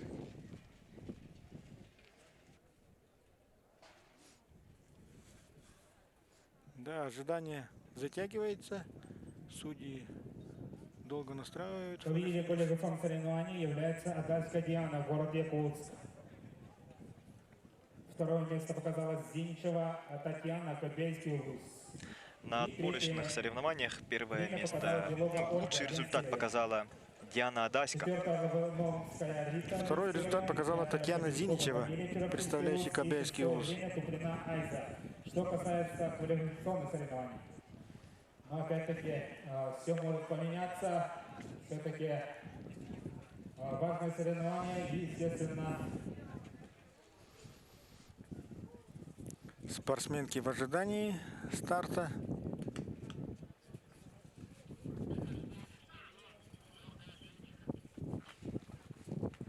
Да, такие моменты бывают. С ожиданием старта могут возникнуть кое-какие технические проблемы. Но спортсмены значит спортсмены.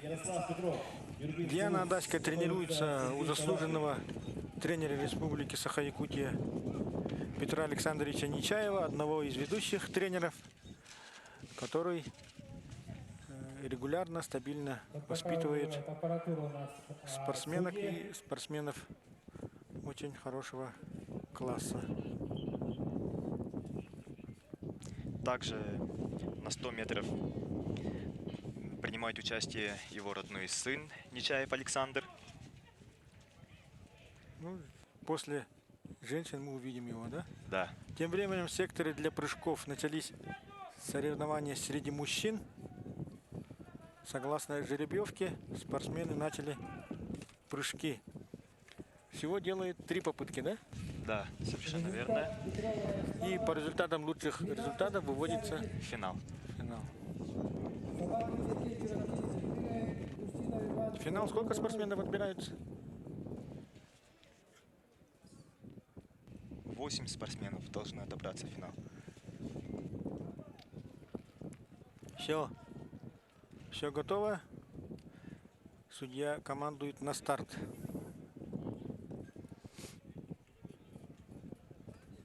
Судья-стартер Степан Ильин даст стартовый выстрел. Надеемся, обойдемся без фальстарта. Результат Собакина Сергея 13:51. Устинов Иван Саушова прыгает. Все, старт дан. Лидер выбывается Диана Адаська, как и ожидалось. За ней идет вторая дорожка. Шестая, пятая, шестая дорожки. Все. Спортсменки финишировали. Первая Диана Адаська, вторая Ольга Белова. Ну, это на наш взгляд, да? Дождемся официальных результатов. Ну, Адальская Диана. Ну, легко пробежала, да, Диана? Но опять-таки посмотрим фотофиниш. Ну, она спортсменка с очень богатым опытом выступления на республиканских и дальневосточных и всероссийских соревнованиях. Конечно, опыт играет очень большую роль для любого спортсмена. Результат Устинова Ивана 12:76. Алексей Иван Ленский прыгает. Ломторов Владимир Бицкий готовится. 16 участвует у нас на дистанции 100 метров. В лучшими в мире среди спринтеров считаются именно спринтерши родом из Ямайки, как мы все знаем. И вот показывает повтор.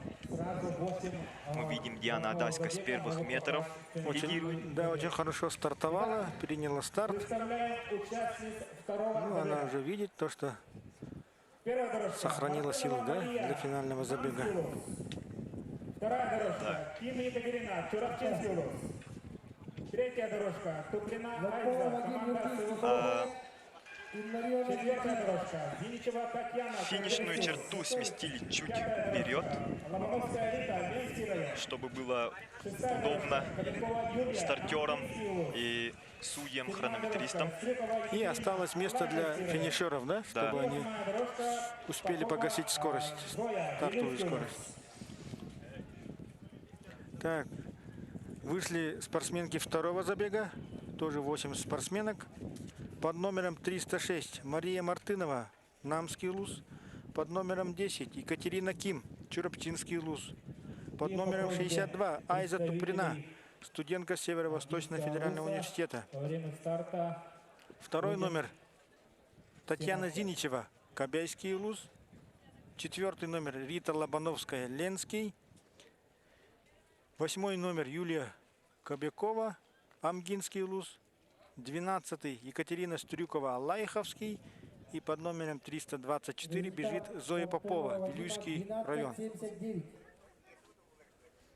Ну, в этом забеге явным лидером можно назвать участницу под номером 2, Зинченко Татьяну, Зиничеву Татьяну. да, и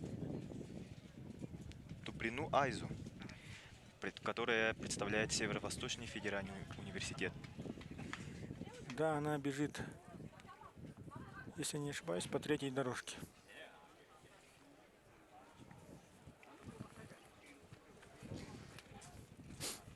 Судья скомандовал на старт.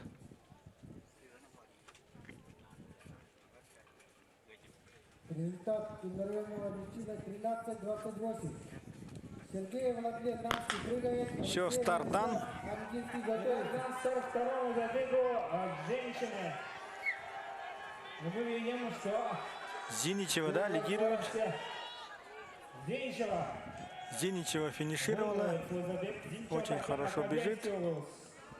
Кобяйская молния. Судья-информатор назвал ее Кобяйской молнией. Ну, посмотрим в финале, сумеет ли Кобяйская молния опередить Диану Адаська из столицы республики. Ну, это предварительные забеги.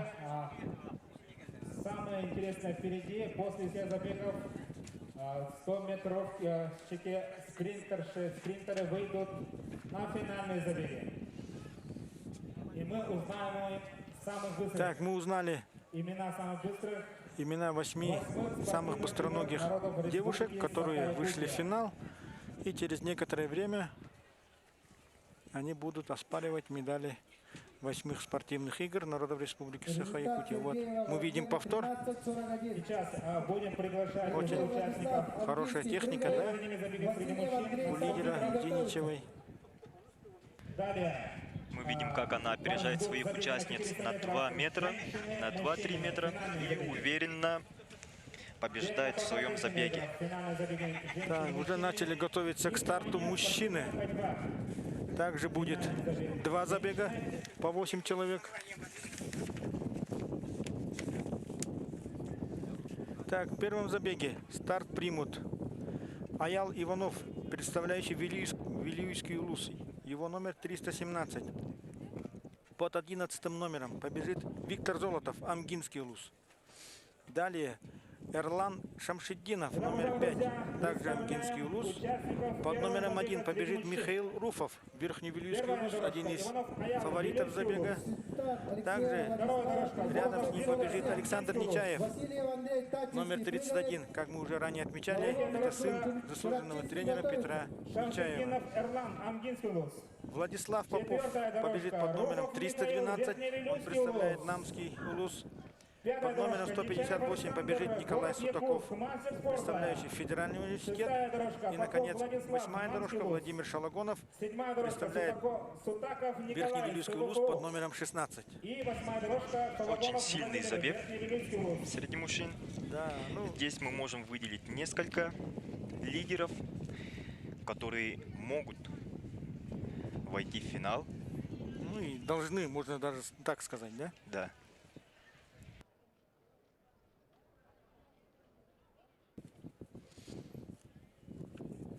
Результат Васильева Андрея 13-71. Телезрителям можно обратить внимание на середину дорожки, где побегут Михаил Руфов и Александр Нечаев. 4-я и 5-я дорожки.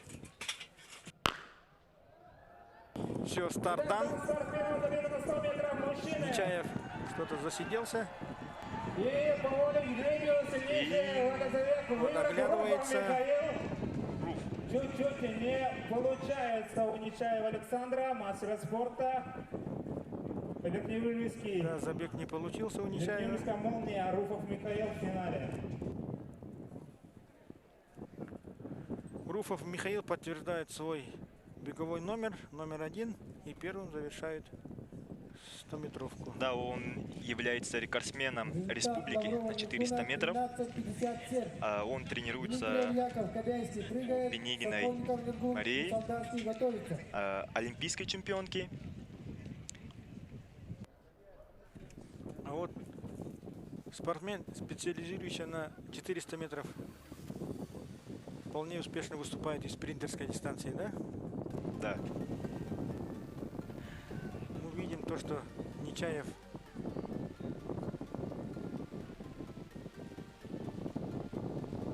Скорее всего, мы посмотрим на второй забег. Если во втором забеге побегут быстро, есть опасность того, что Александр Нечаев не сможет попасть в финал. Второго забега. Первая дорожка. Федоров Данил, Амгинский улус. Так, Вторая второй дорожка. забег. Иванов Представляем Ким, участников Сунтарский второго улус. забега. Третья дорожка. Данил Егоров Федоров, Вячеслав, Амкинский улус, Кобякский улус. первая дорожка, 15 Четвертая дорожка. Иванов Валентин, Вторая дорожка Сунтарский Ким улус. Иванов, Сунтарский Пятая улус, дорожка. номер Мукаваров, 9. Рустам, Третья дорожка Масалуков. Вячеслав Егоров, Шестая Кобельский дорожка. улус, номер Захаров, 205. Ян. Это тоже один из фаворитов, да? Седьмая дорожка. Чемпион. Неоднократный чемпион республики. Далее бежит Валентин Иванов, номер 2, хозяин состязаний. Далее под номером 85 побежит Рустам Мубараков, Северо-Восточный федеральный университет.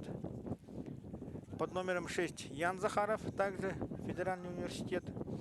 Под номером 10 Василий Чемпин, представляющий Таттинский улус. И под номером 13 побежит Михаил Чупров, защищающий честь Намского улуса. Хочу отметить то, что посередине дорожки бегают именно те спортсмены, у которых лучшее время. Да, то есть самое удобное Да, месторасположение, да? Да, а по краям те спортсмены, у которых Худшее время, да, да? худшее время. И наши телезрители могут сразу определить, где Фавориты, где, скажем так, называемые аутсайдеры, да? да. Ну, думаем, то, что Вячеслав Егоров из Кобяйского улуса, одержит победу в данном забеге. да, ну, обязан. Да. Ну и хочу выделить Иванова Кима, Сунтарский улус. Он тоже может Преподнести сюрприз. да, преподнести сюрприз и показать себя.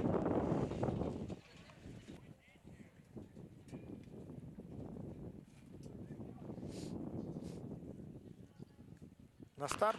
Фальстарт. Фальстарт. Первая дорожка Даниил Федоров совершил фальстарт. Мы сейчас узнаем, какое решение примут судьи. Ему показывают карточку, да? Первая дорожка. Да.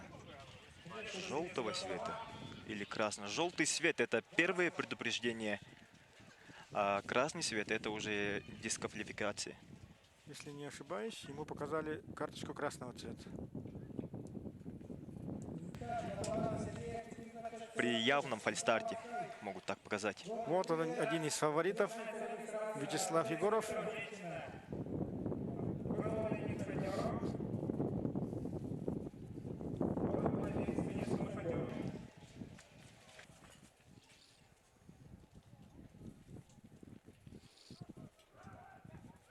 Невооруженными глазами мы можем увидеть, что спринтеры мускулистые, сильные. И ну, мы можем так определить именно бегунов, кто по мускулисте сильнее. Те бегут на короткие дистанции. Да, А жилистые это на длинные дистанции. Именно на короткие. стайеры. Да, короткие дистанции решает взрывная сила.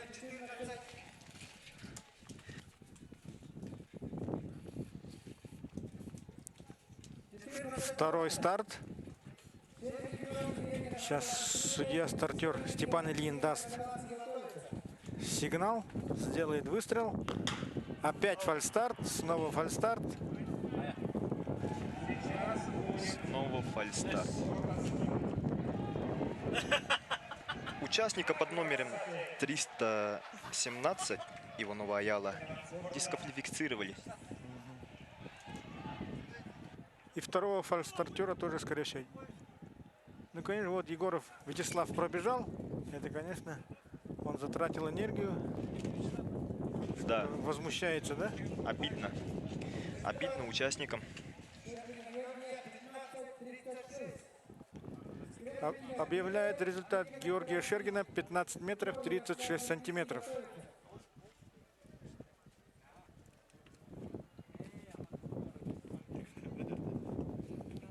Вот видим повтор. Вот трое не услышали то, что это фальстарт. А Егор Вячеслав продолжает бежать и завершает дистанцию. Конечно, для него обидно то, что он затратил энергию.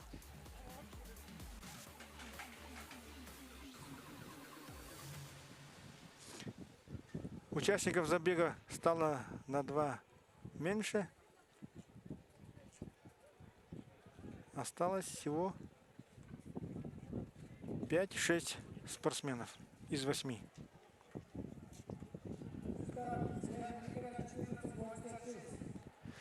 Игорь Скрябин прыгнул на 14 метров 85 сантиметров.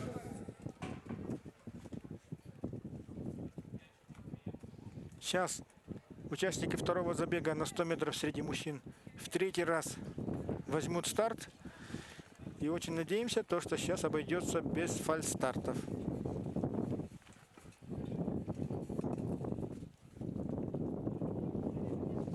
Конечно, все это, да, фальстарты отрицательно сказываются на физической форме. Да.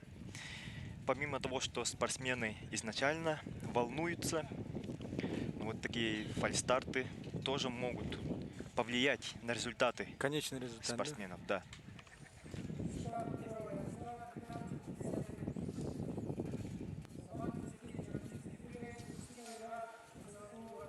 Сейчас многие могут перестраховаться, да, и засидеться на старте, чтобы не сделать фальстарт. 2 уже дисквалифицировали, то есть сняли состязаний. Хотелось бы отметить участника под номером 85, Мубараков Рустам, который представляет Северо-Восточный федеральный университет. Он, как сказать, открытие года. Черная лошадка. Темная лошадка, да? 23 года. В отборочных соревнованиях он показал хорошие результаты, смог отобраться на соревнования. На старт. Все, старт дан. Вячеслав Егоров засиделся и отстал. Видимо, он получил травму.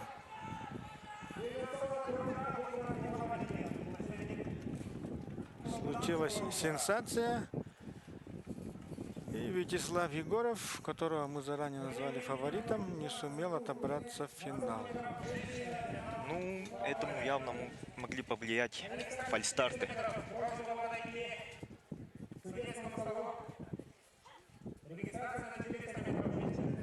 Да, начинается регистрация женщин в беге на 400 метров.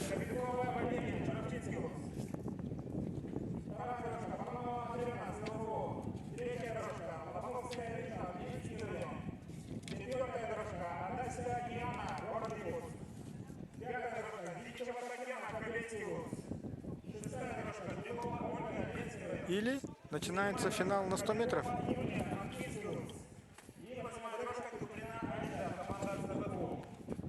Да, начинается финал на 100 метров среди женщин.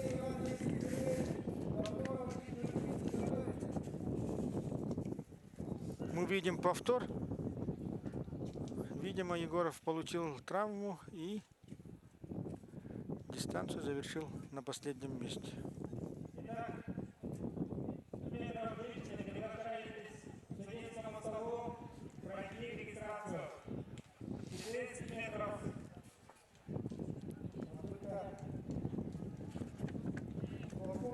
Первым дистанцию завершил Валентин Иванов из Усалданского улуса.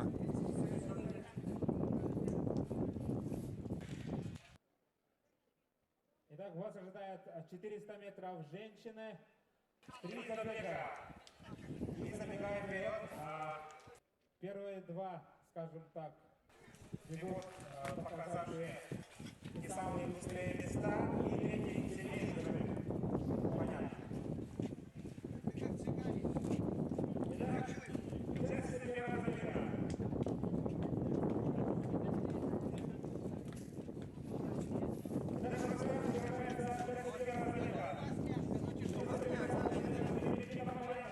Да, начинается, приглашает на старт участниц забега, первого отборочного забега на 400 метров среди женщин.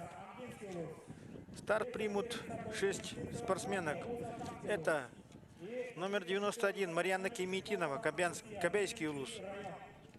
Номер 78 Елена Сидорова, Татинский улус. Номер 20 Инесса Макарова, Амгинский улус. Номер 33 Клавдия Сивцева, Усалданский улус. И 34 номер Анастасия Чемпосова, Мирнинский район.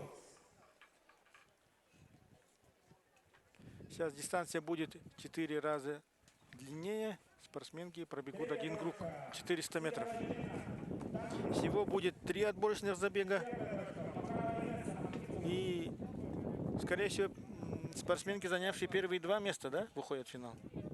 Да. Ну, в конечном результате ориентируются именно временем участниц. То есть финального забега не будет? Финальный забег будет.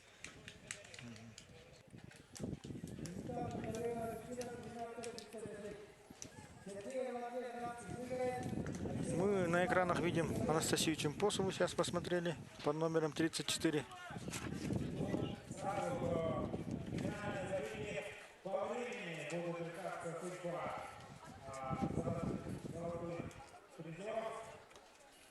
Судья-информатор говорит, что судьба медали решится по результатам. То есть, как я правильно понял, финального забега не будет.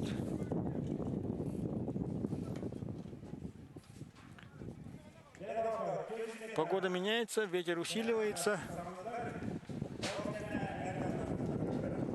После 3 забегов женщин старт примут мужчины.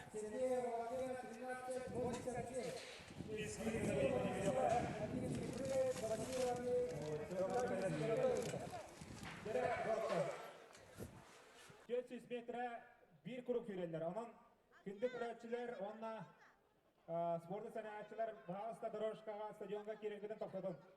Hiddat türbeni hüden kelektere. Через несколько минут будет дан старт на 400 метров. Девушки, они должны будут пробежать один круг. Кого мы можем выделить из этих 5 девушек? В первом забеге мы можем выделить Сидорову Елену, которая представляет Тактинский улус, и Чемпосову Анастасию, Мирный. Тем временем нам принесли протоколы тройного прыжка среди женщин. Так, лучший результат показала Валерия Олесова из Хангаласского улуса. Она прыгнула на 12 метров 10 сантиметров. Второй результат показала Саяна Парфенова, Кобяйский улус, 11 метров 41 сантиметр. И третий результат показала представительница Мегина Хангаласского улуса Анна Лыткина. Ее результат 11 метров 34 сантиметра.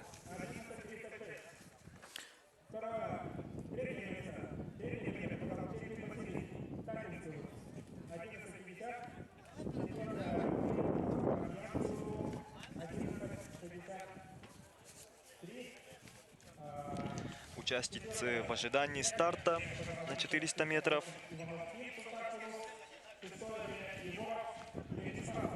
Ну,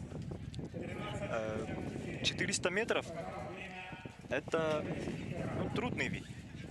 Это и не спринт, и не Да. стайерская дистанция, да? Да. Здесь надо правильно, скорее всего, распределить силы, да? Да, грамотно распределить свои силы на всех промежутках дистанции. И, как правило, спортсмены не стараются обгонять на виражах, да? Да. Только на прямой. Каждый спортсмен будет бегать по своей дорожке. В случае нарушения дорожки, Дисквалификация. да, спортсменку снимут. Судья-информатор просит освободить беговую дорожку и прекратить ходьбу.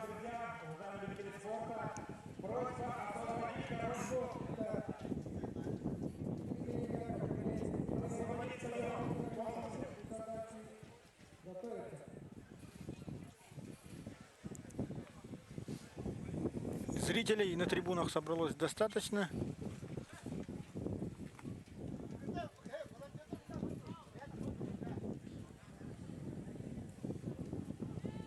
Спортсменки в ожидании. Сейчас в скором времени будет дан старт.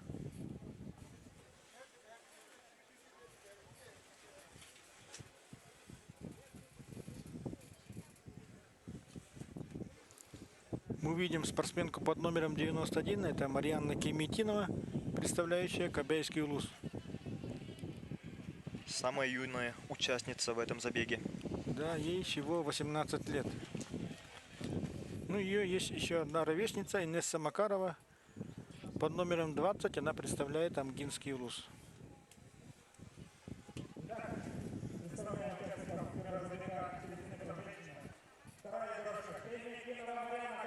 Вторая дорожка Марьяна Кеметинова. Третья дорожка Елена Сидорова-Татинский. Четвертая дорожка Инесса Макарова, Амгинский. Пятая дорожка Клавдия Сипсева, Усалданский улус. И, наконец, последняя дорожка Анастасия Чемпосова, Мирнинский район.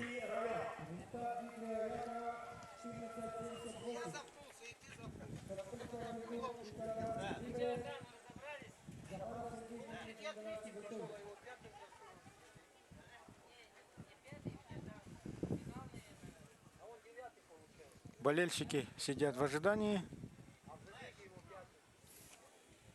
Скорее всего, зрители будут болеть за Клавдию Сипсеву, которая представляет Усалданский улус. Ее номер на груди номер 33.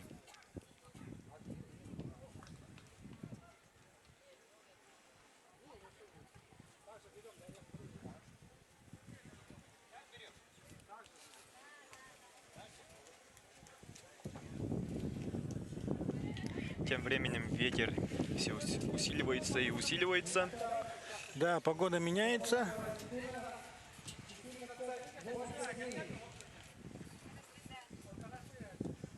Ну, всегда сложно бывает участницам, которые бегут именно в первом забеге.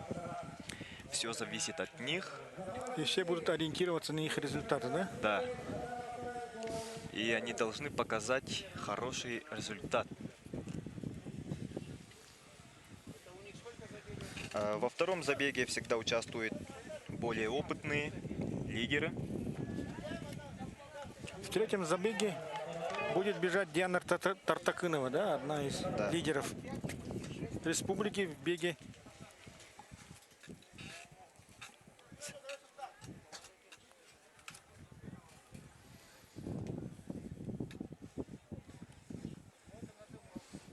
Томительное ожидание. Итак, дан сигнал на старт.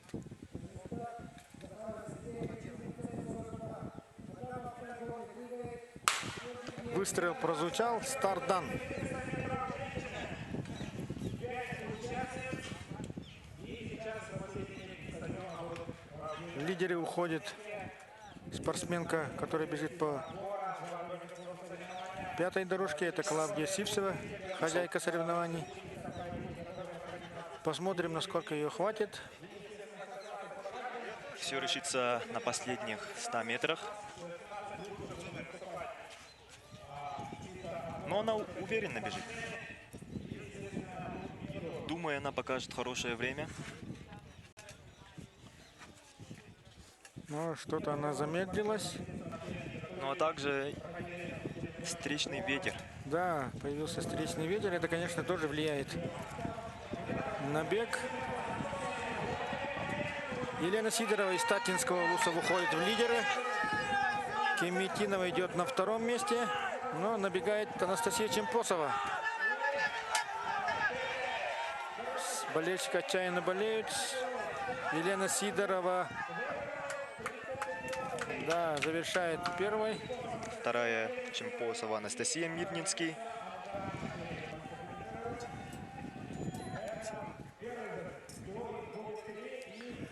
Да, поздравляем Елену Сидорову, которая завершила забег первой. Тяжело. Да, Клавдия Сивцева резво начала, но к концу дистанции она сдала свои позиции.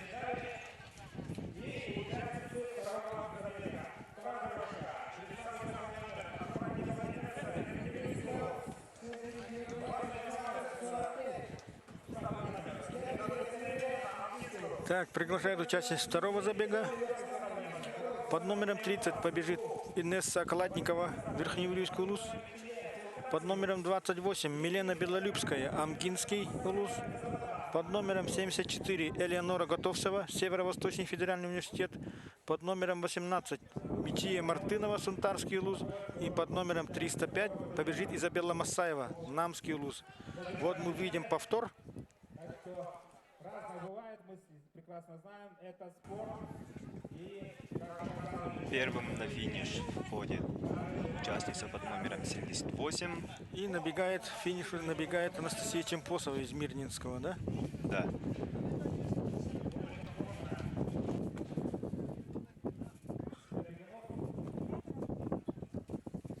Вот эти две девушки более грамотно распределили свои силы и выстроили правильную тактику бега. Да. Сейчас будет дан старт второму забегу. Хочу отметить участницу под номером 18 Мартынова Мичия. Она представляет Сунтарский улус. Также она является многоборкой по национальным видам спорта и является рекордсменской Тутумер-Гирь в республике. Да, в интересах родного улуса она выступает на дистанции 400 метров. Ну, как говорится, она универсальный боец, да? Да. Если участвует в соревнованиях по национальному многоборью. Да, из года в год многоборцы все более... Ветер усиливается. Старт-дан.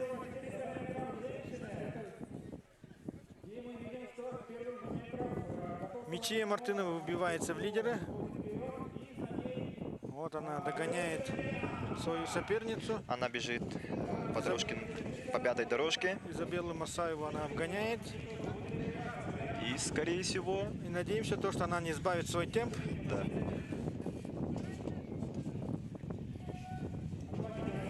Сейчас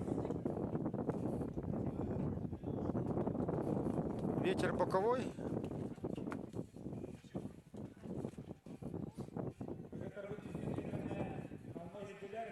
Но она не намерена сдавать свои позиции и уверенно лидирует. Милена Белолюбская, оказывается, извиняюсь, представляющая Амгинский улус, уверенно лидирует. И побеждает в своем забеге.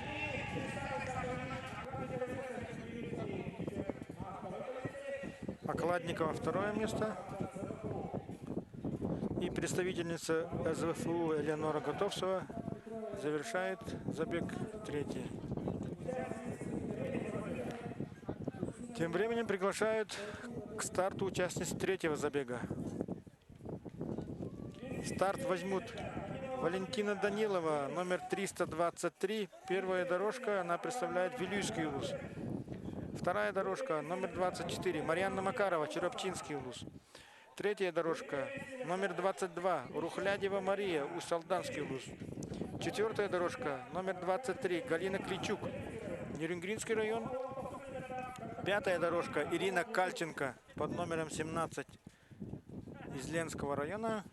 И шестая дорожка, Диана Тартакынова, номер 19, из столицы республики. А вот в беге на 400 метров дорожки как распределяют? По жеребьевке? Да, по времени. Нам показали повтор, как Белювская Милена пересекла финишную черту и показала лучший результат в своем забеге.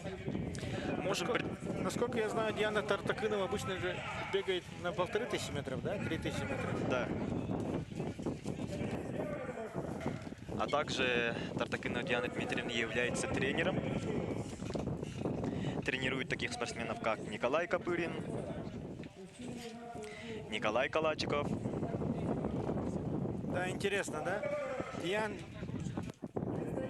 Диана Тартакынова 89-го года рождения, а Валентина Данилова, которая бежит по первой дорожке, 2004 года рождения, то есть младше ее на целых 15 лет. Под номером 22 Рухлядева Мария, Усть-Алданский.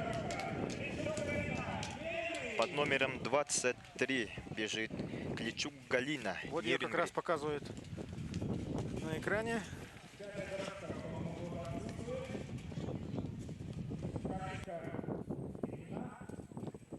В этом забеге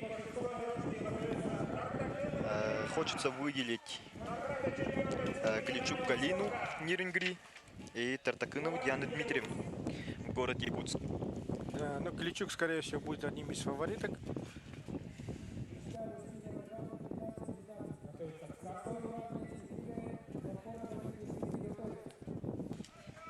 Участницы приглашаются На старт. И сейчас судья-стартер Степан Ильин даст стартовый выстрел.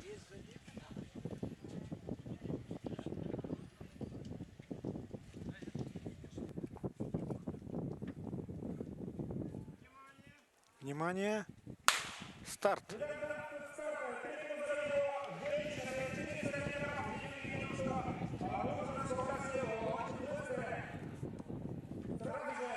Участницы резво начали. Да, Галина Кличук очень резво начала. Она выбивается в лидеры. Диана Дмитриевна бежит. 23 номер Галина Кличук. Бежит очень быстро. И, скорее всего, За ней бежит Рухлядева Мария. Да. Да, она обгоняет Кличук. И вырывается на... Да, спортсменки выходят на финишную прямую. Последние 100 метров. Лидер оглядывается, Рухлядева. Вот Тартакынова борется за второе место. Она выходит на второе место. Кличук Галина, которая очень быстро начала, завершила дистанцию Третий. третий.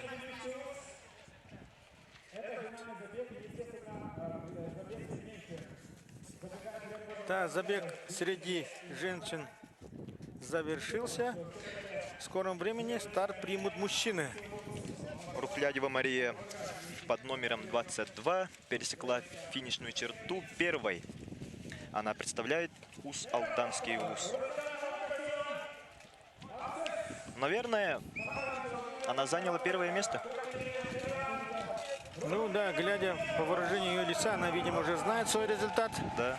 И стала чемпионкой.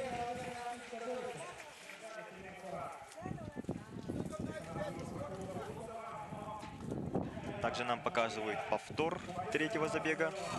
Да, мы не знаем, к сожалению, у кого занимается лидер бега на 400 метров. И вот, буквально на последних метрах. Да, она правильно рассчитала все свои силы и завершила дистанцию финишным спуртом. Да.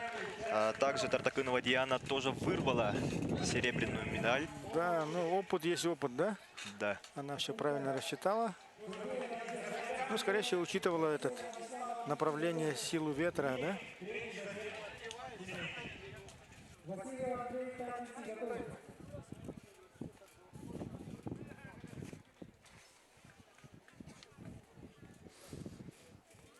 Так. К старту готовятся мужчины. Первый забег. Номер 33 Еремей Ильин, Хангаласский улус. Номер 31 Гаврил Филиппов, Мегина Хангаласский улус. Номер 32 Александр Остапов, Ленский район. Номер 320 Алексей Веревкин, Вилюйский улус. Номер 35 Николай Киселяхов, Верхний Вилюйский улус.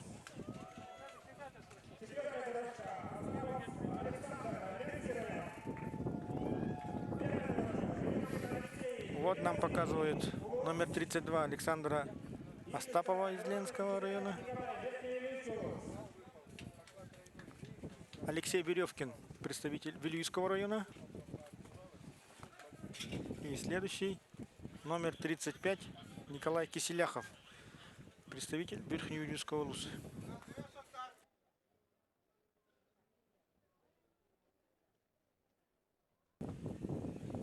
Спортсмены готовы?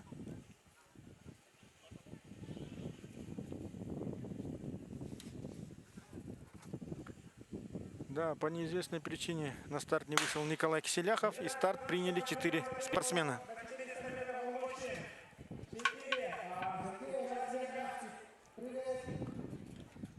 Да, в лидер выбивается Остапов Саша из Ленского района.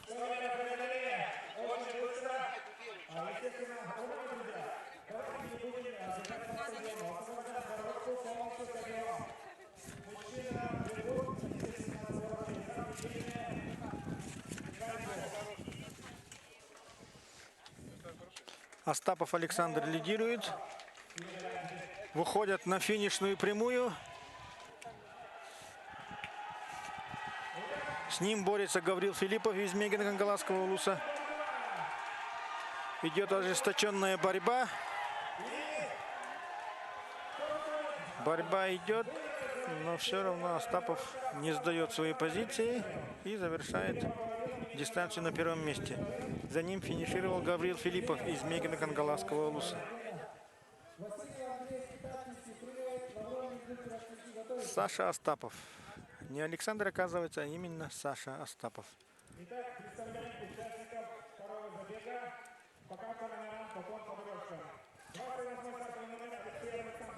Так, второй забег. Приглашаются участники второго забега. Это Александр Алексеев, Усалданский, номер 28. Василий Слепцов, Амгинский улус, номер 20. Станислав Варламов, Черовчинский улус, номер 23. Представитель Булунского улуса Николай Бубнов побежит под номером 19. И, наконец, пятым побежит Василий Филиппов из Черопчи под номером 30.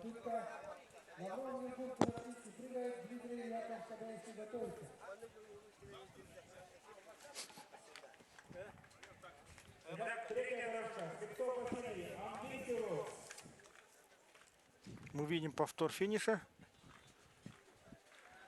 Гаврил Филиппов оказал ожесточенное сопротивление Остапову, но ему не удалось на финише нагнать своего соперника.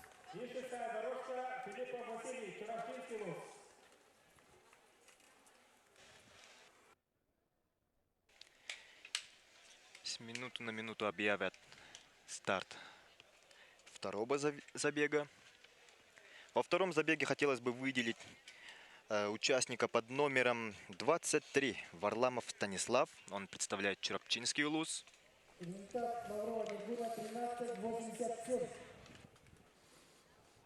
Дмитрий Яков Кадеевский прыгает, Сокольников Евгений Усалданский готовится. Спортсмены занимают свои позиции, стартовые позиции. Да, вот он, Варламов собственной персоной. Через несколько минут, даже секунд, да, мы узнаем, как завершится этот забег.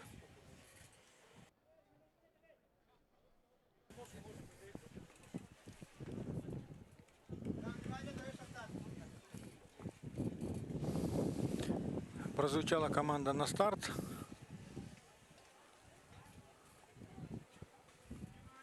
Внимание. Дан старт. Дан старт второго забега на Здесь 400 тоже, метров. оказывается, тоже из 5 только 4 приняли старт. Варламов выбивается в лидеры. Посмотрим, насколько хватит его Силы. до стартового. Ну, все решится на последних метрах, на последних 100 метрах. Да, мы видим, как Варламову тяжело. Они входят в вираж. Да, выходит на финишную прямую и лидеры меняются, да? Да, Василий Слепцов из Амгинского улуса. вырывается Номер 20. вперед. Вырываются лидеры.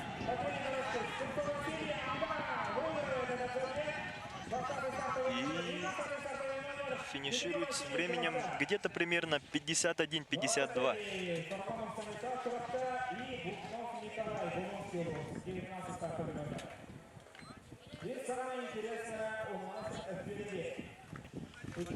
Василий Слепцов вот нам показывает лидера забега. Да, мы слышим то, что результат где-то 52 с чем-то. Также хотим напомнить, что рекорд республики на 400 метров установил Михаил Руфов в 2018 году. Его время 49,46. Да, очень хороший результат. Вот мы смотрим повтор.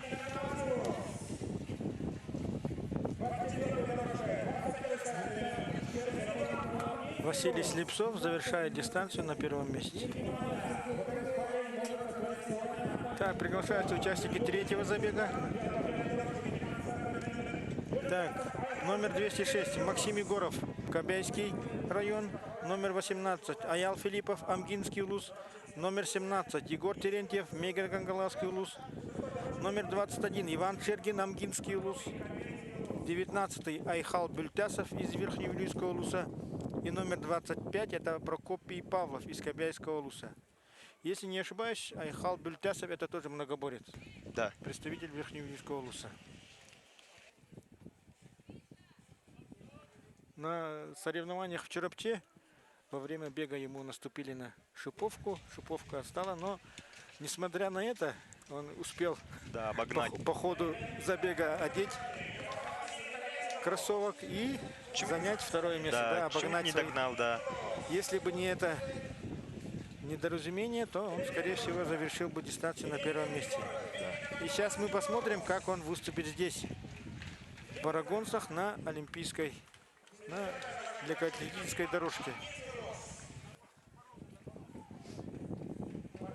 Нам показывают Егора Терентьева из Мегеро-Кангаласского улуса.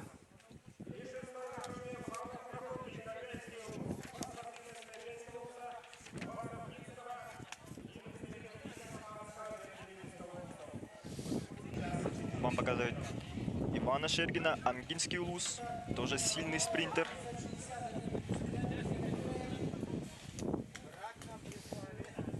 Ну, на 400 метров много представителей из Амгинского улуса. Мы можем считать, что в Амгинском улусе сильные спринтеры. Да, ну 6 дорожек заняты. Все шестеро примут старт.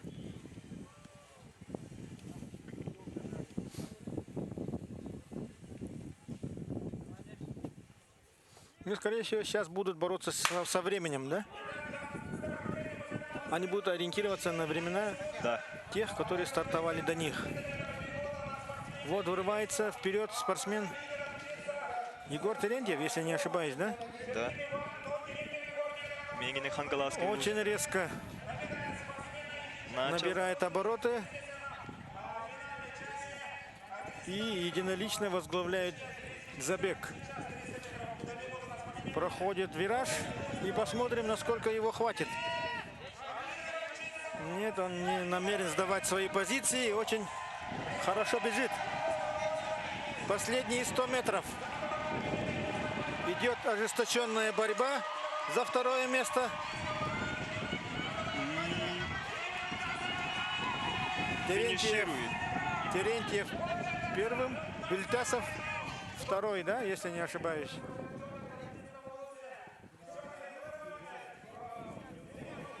Да, один из фаворитов, как нам говорили специалисты. Показал. Перед стартом говорили, что Егор Терентьев может занять первое место. Но мы не знаем, какое время он показал. 49:50, кажется. 49-50. Рекорд, что ли? Нет, нет. Ну, 50-51 секунда.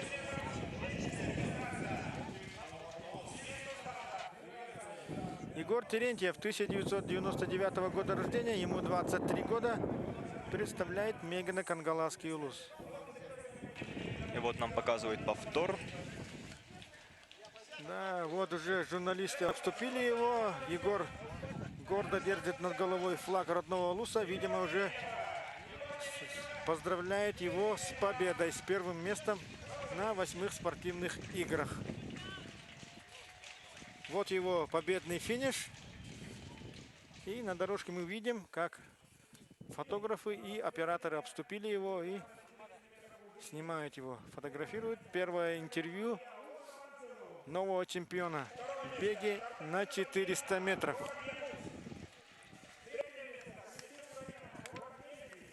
Второе Так, место. нам принесли итоговый протокол в беге на 400 метров среди женщин. Как мы и предполагали, чемпионкой стала Мария Рухлядева из Усалданского улуса. Его результат 58 секунд и 9 десятых. Поздравляем Марию с золотой медалью. Так, второе место заняла опытная Диана Тартакынова, представительница города Якутска. Ее время 1 минута и 57 десятых. Третье место заняла Галина Кличук, представительница Нерюнгринского района. 1 минута, 1 секунда и 20 десятых. Далее расположились Милена Белолюбская, Марьяна Макарова, Валентина Данилова, Элеонора Готовцева, Инесса Окладникова, Елена Сидорова и Анастасия Чемпосова. На экране мы увидим свежеиспеченного чемпиона 8-х спортивных игр народов Республики Саха-Якутия в беге на 400 метров среди мужчин. Это Егор Терентьев. Поздравляем спортсмена и поздравляем его тренера с этим отличным результатом.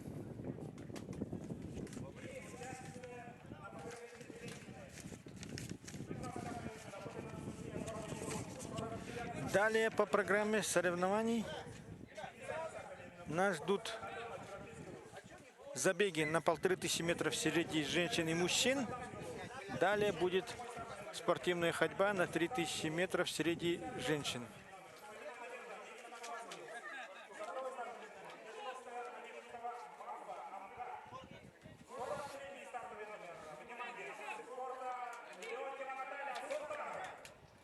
Так, переходим к рекламной паузе. Напоминаем, что спонсором трансляции является Центр недвижимости «Триумф Инвест». Мы занимаемся продажей, покупкой любой недвижимости и строительством частных домов. С нами вы воплотите мечты в реальность. И вторым спонсором нашей трансляции является Алмаз Кредит Сервис, крупнейший кредитный союз Республики Саха-Якутия на протяжении 18 лет, повышающий развитие качества жизни. Алмаз Кредит Сервис бүгүнкү күнгө сахабыт сирин самай улахан эреллах кредитный союга.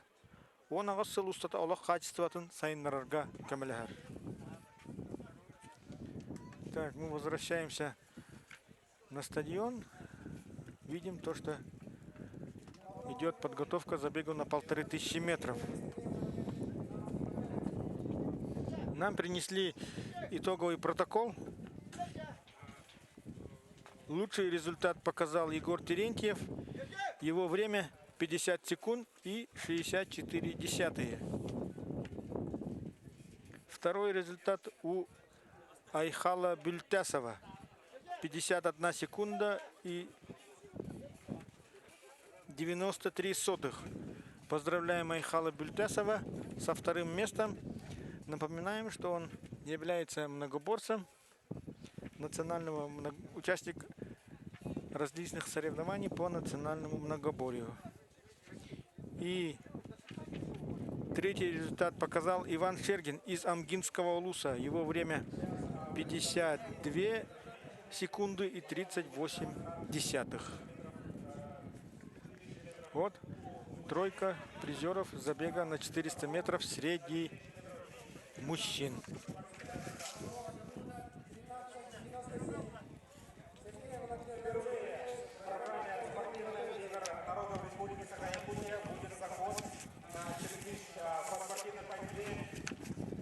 Сейчас начнется забег на 1500 метров.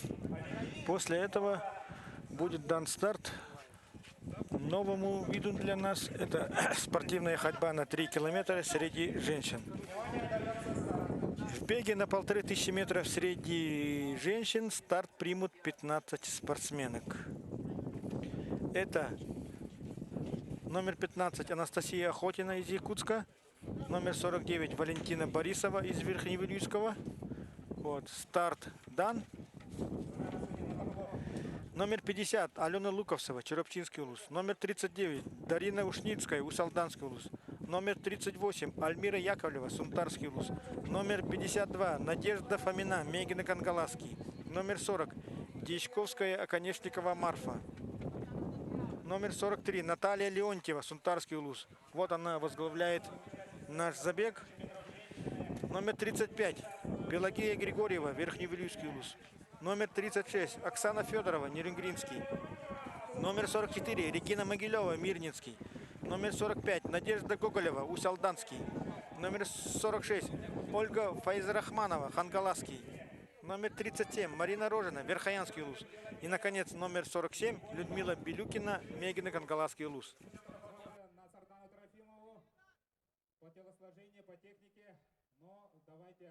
Мы видим то, что с самого начала Наталья Леонтьева выбилась в лидеры. Да, безусловно, в этом забеге лидером является Наталья Леонтьева.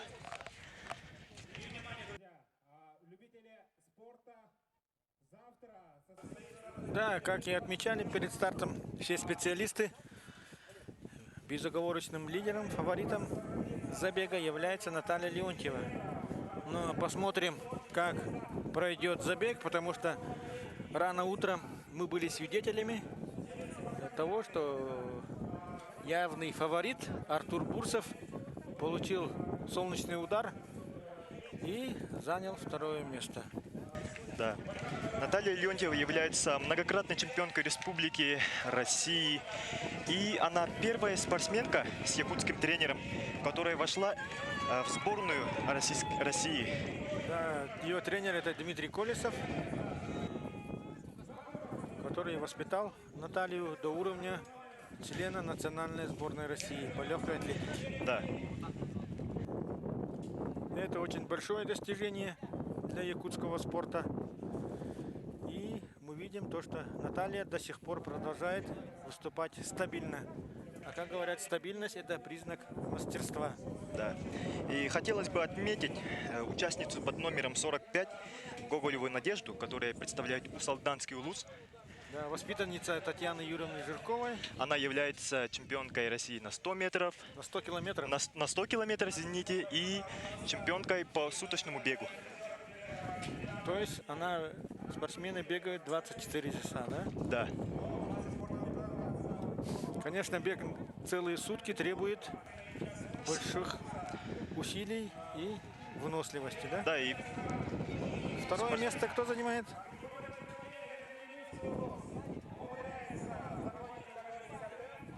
Пелагея Григорьева, да, Верхневилюйский улус. Да, 35-й номер она, Пелагея Григорьева.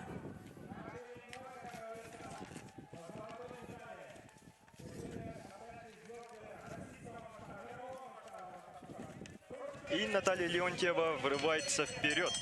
Остался последний круг. Да, она резко прибавила темп.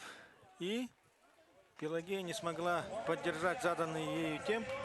И значительно отстала. Где-то метров 50, да, уже составляет отрыв. Да. Ну, здесь, Ну, тем интереснее будет завтрашний забег, да? да.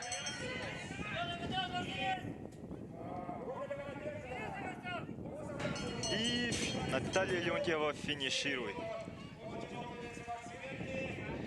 Входит в вираж. Да, последние 100 метров. Видно то, что Наталья работает на результат, не сбавляет темп. Да. Поприветствуем. Очень красиво бежит, уверенно. Поздравляем Наталью Леонтьеву с очередным титулом чемпионки 8-х спортивных игр народов Республики Саха-Якутия в беге на 1500 метров. За третье место у нас разворачивается борьба. Да, ожесточенная борьба. Но не хватило нескольких метров.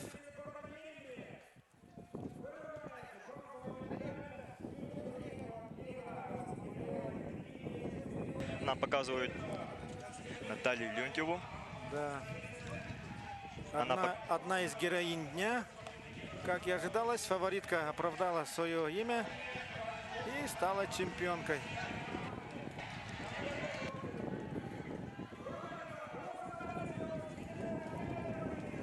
Оксана Федорова, номер 36 из Нерюнгри. Она заняла третье место.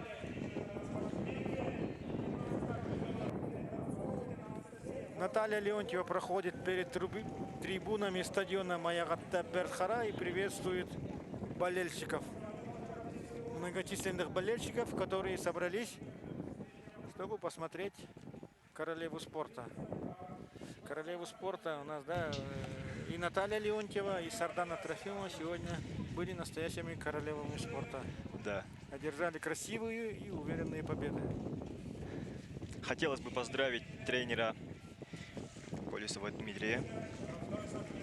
Да, с победой ее воспитанницы. Да, спортсменки отдали все силы. И с первых метров мы видим, Да, что мы Наталья видим Леонтьева повтор. да, вырывается Наталья вперед. вырывается лидеры. Бежит очень уверенно. Она показала чемпионский бег.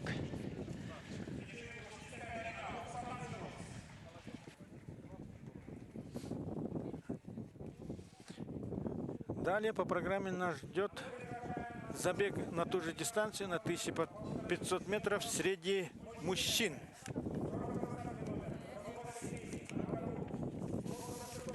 Так, нас ждет И не вот менее красивая Нам показывают финиш. Да, борьбу за третье место. за второе место. За третье место, да, извините. Так, здесь будет бежать родной брат сегодняшнего чемпиона Константина Драгунова, Алексей, который будет бежать под номером 42. Он представляет Арктический государственный агротехнологический университет. Номер 146 Николай Калачиков, СВФУ. Номер 41 Михаил Слюсарь, Сунтарский улус. Номер 57 Леонид Зыков, Хангаласский улус. 53 номер Михаил Давыдов, Черепчинский улус. 293 номер на груди у Радомира Бочкарева, Намский улус.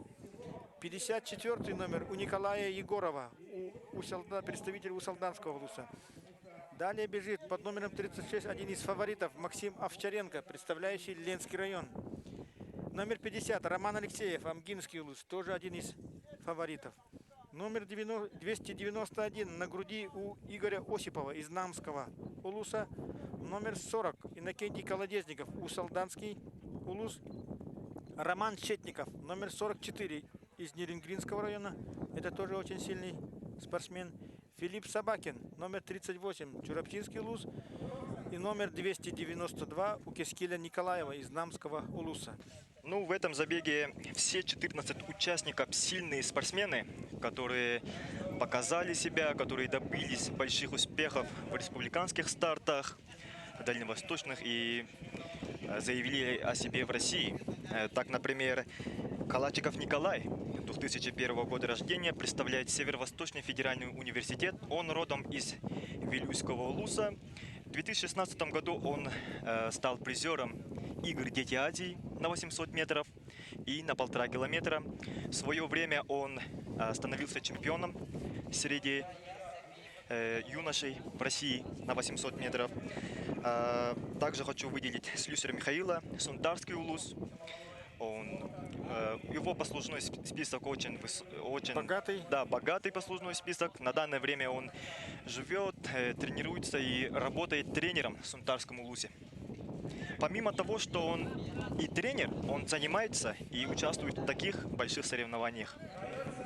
Так, Роман Шетников, один из ветеранов, да, и Максим Овчаренко. Это тоже чемпионы и призеры предыдущих спортивных игр. Да, и хотелось бы выделить Николая Векаскиля. Он представляет Намский улус, но он родом из Нюрбинского улуса. Он всегда показывает яркий бег, он показывает борьбу, всегда выходит вперед, не ждет, не прячется за спиной своих соперников, Да, всегда всё. выдает темп. Спортсмены готовы.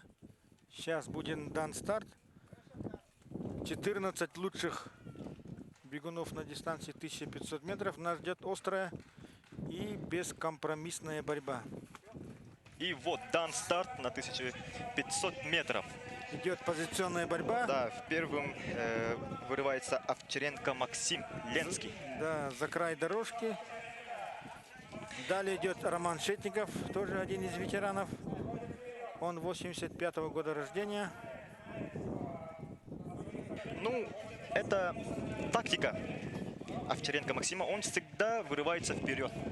Не ждет. Да, Всегда он вырывается вперед. уверен в своих силах. Да.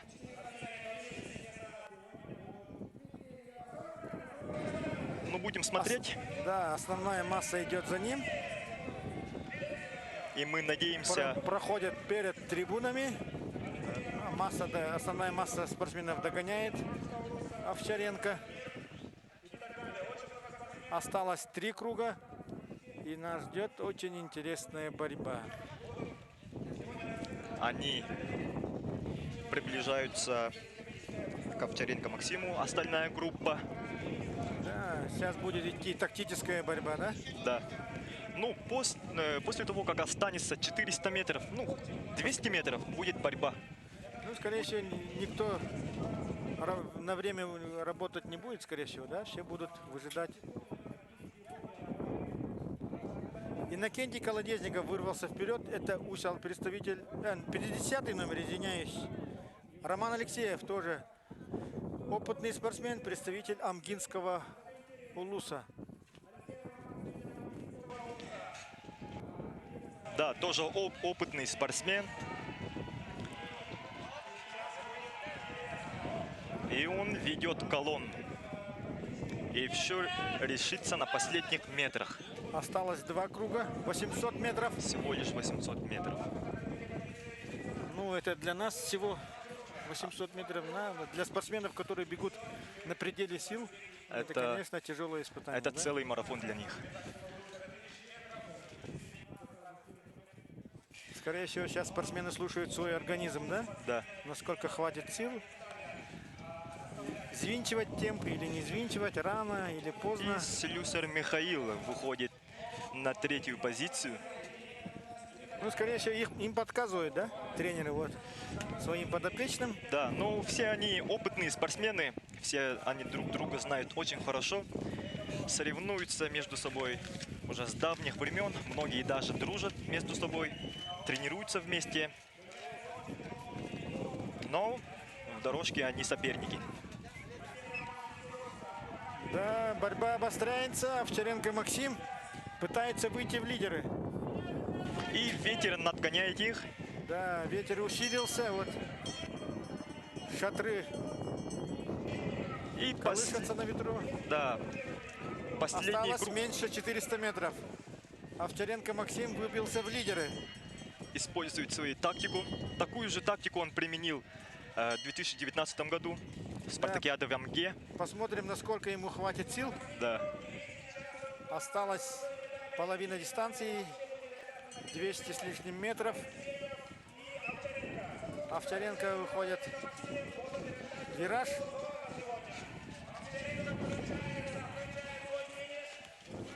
Роман Алексеев пытается его догнать.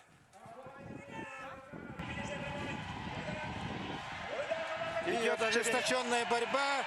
Болельщики И Роман Алексеев совершает финишный Да. спурт и выходит на первое место. вырывает победу Да, поздравляем Романа Алексеева с красивой победой. и становится чемпионом на 1500 метров. Третье место занимает Роман Шетников, представитель Нюрнбергского района. 38-й стартовый номер финиширует у нас Собакин Филипп, Чурачинский Луз. 146-й стартовый номер Калачиков Николай. Команда Красивый финиш. Ну, Да, что- красивая борьба. Да. Но мы это и ожидали видеть. Да, королева спорта. Все участники выложились на все 100%. Даже больше, наверное. Да. Остали все силы для победы. Мы видим на экранах И триумфатора соревнований. Поздравляем. Перед вами чемпион 8 спортивных игр народов Республики Саха-Якутия в беге на 1500 метров. Вот ему передают флаг родного Амгинского улуса. И сейчас он совершит пробег перед трибунами. Поздравляем еще раз Алексея Романа с его победой. Но он заслужил эту победу, потому что он на протяжении стольких лет усердно тренируется, участвует в различных республиканских, дальневосточных соревнованиях. Да, мы видим, как вот повтор. Овчаренко выходит в лидеры. Но данная тактика ему не помогла, да? Да. Роман придержался более другой тактики, сэкономил силы и Вырвал победу. на финише совершил спурт. И сумел обогнать одного из фаворитов Максима Овчаренко из Ленского района. Вот. После того, что Максим чуть отсиделся, вышел в лидере, но И в конце Роман все равно сумел обогнать. показал хороший финиш. Да, характер, силы воли.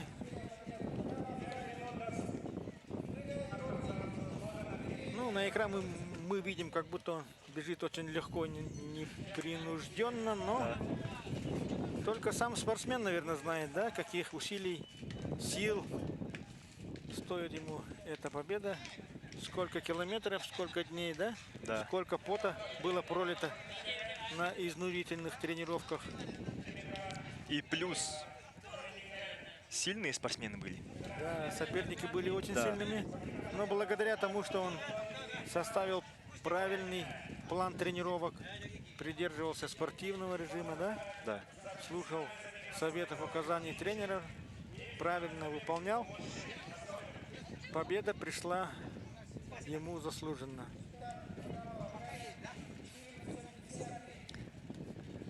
География победителя у нас самая разнообразная, да? Мегино-Кангаласский улус, Амгинский, Верхневилюйский, Сунтарский, Усть-Алданский. Ну, финал на 1500 метров мне напомнил финал Олимпийских игр в Токио, где Джакоб Ингебристен именно вырвал победу тоже на финишной прямой у действующего рекордсмена. Ну, участники показали хороший финал.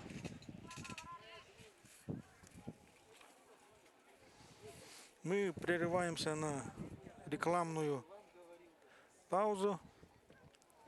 Спонсором трансляции 8 спортивных игр является Центр недвижимости «Триумф Инвест». Мы занимаемся продажей, покупкой любой недвижимости и строительством частных домов. С нами вы воплотите мечты в реальность.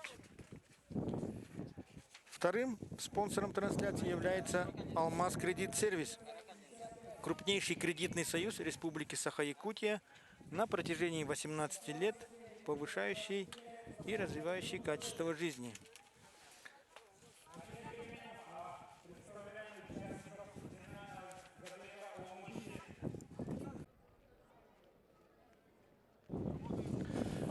Добрый день, уважаемые телезрители. Национальная вещательная компания «Саха» продолжает прямую трансляцию со стадиона Маягатта-Перхара, что расположен в селе Барагонцы Усть-Алданского улуса.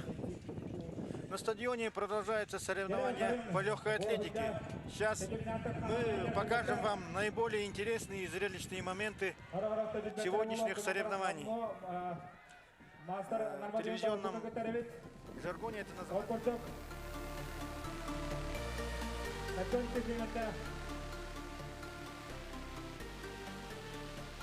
Аликина Сартана, у нас 60 минут.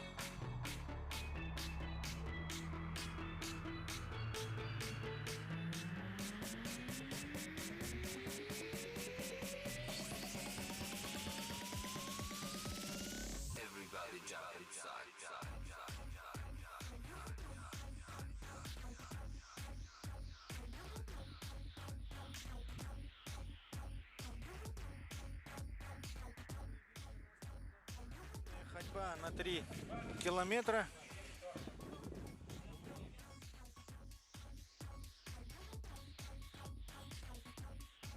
Из Мордовии и Чувашии. Добрый день, уважаемые телезрители. Мы продолжаем свою трансляцию. На стадионе идут соревнования среди ходоков на 3000 метров. Вот перед нами на экране лидер захода. Лидер захода. Это не забег, а заход. Номер 72. Калитина Сардана. Сардана Калитина, Хангалас. представляющая Хангаласский улус. Да, вот спортивная ходьба. Впервые в этом году вошла спортивные игры народов Республики Саха-Якутия. Этому способствовало стремительное развитие этого вида спорта. За 6 лет трудоемкую работу двух энтузиастов, тренеров, мастера спорта международного класса Алексея Барцайкина и мастера спорта Степанова Сергея. За эти 6 лет воспитаны более 3 мастера спорта России. И 3 кандидата мастера спорта. Насколько я знаю, Сергей Степанов занимался в знаменитой мордовской школе ходьбы, да? Да.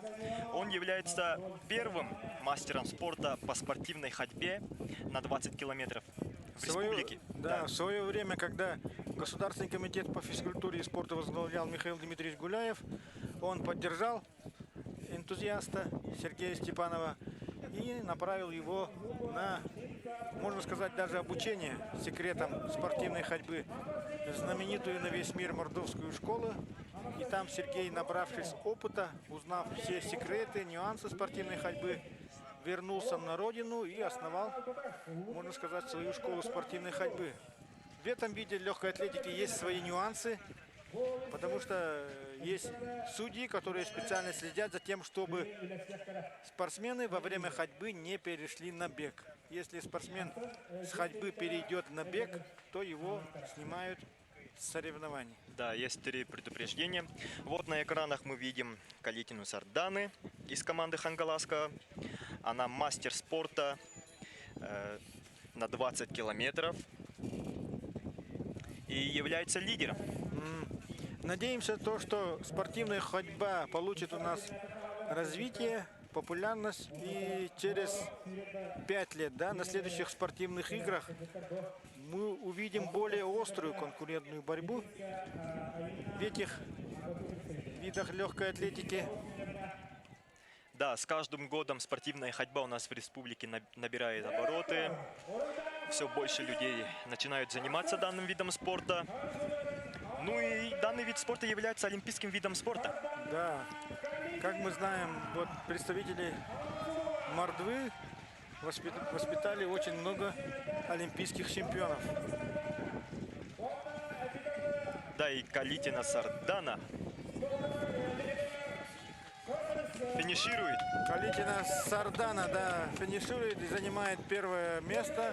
И входит в историю спорта Якутии. Она становится, точнее, чемпионкой 8 спортивных игр народов Республики Саха-Якутия по спортивной ходьбе.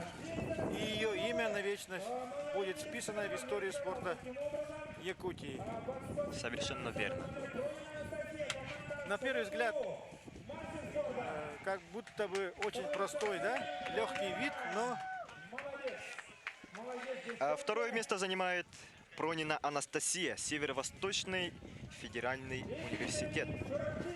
Она в этом году окончила медицинский институт с красным дипломом.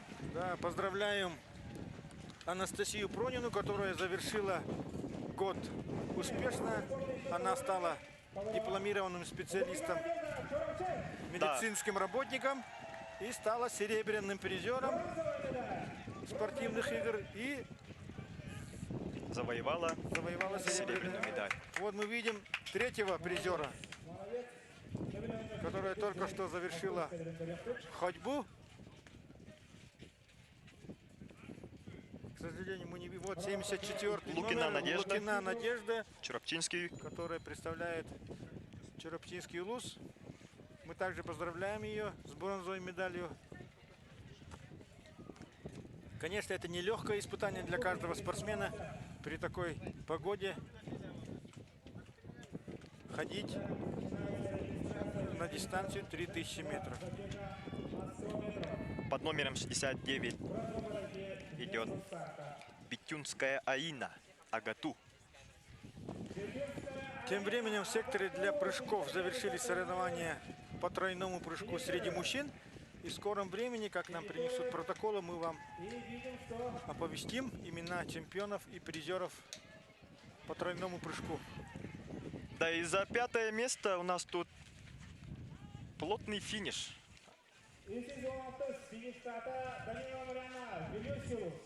На первый взгляд спортсменки как будто ходят, но здесь есть свои нюансы. В этом виде спорта есть свои строгие правила, которые нужно соблюдать и придерживаться.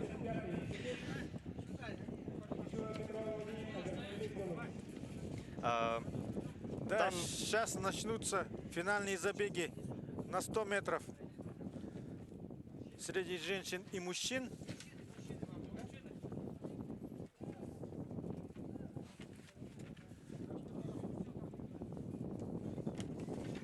Один из самых зрелищных видов спорта – бег на 100 метров. Да, напоминаем, что в финал вошли 8 участников. Под номером 11 Золотов Виктор Амгинский. Под номером 5 Шаматинов Эрлан Амгинский. Под номером 317 Иванов Аял Вилюйский. Под номером 2 бежит Иванов Валентин с лучшим временем 10,9. Под номером 1 бежит Руфов Михаил Верхневилюйский. Под номером 85 бежит Мубараков Рустам, Северо-Восточный федеральный университет. Под номером 10 бежит Чемпин Василий, Таттинский ЛУЗ. И под номером 6 бежит Захаров Ян, Северо-Восточный федеральный университет. Мы видим, что в финальный забег не вошел Александр Ичаев И Вячеслав Егоров. Да. Ну, такое бывает. Это легкая атлетика, тем более 100 метров, где влияет даже мелкие ошибки. Тем временем завершают дистанцию 3000 метров последние участницы ходьбы на 3000 метров.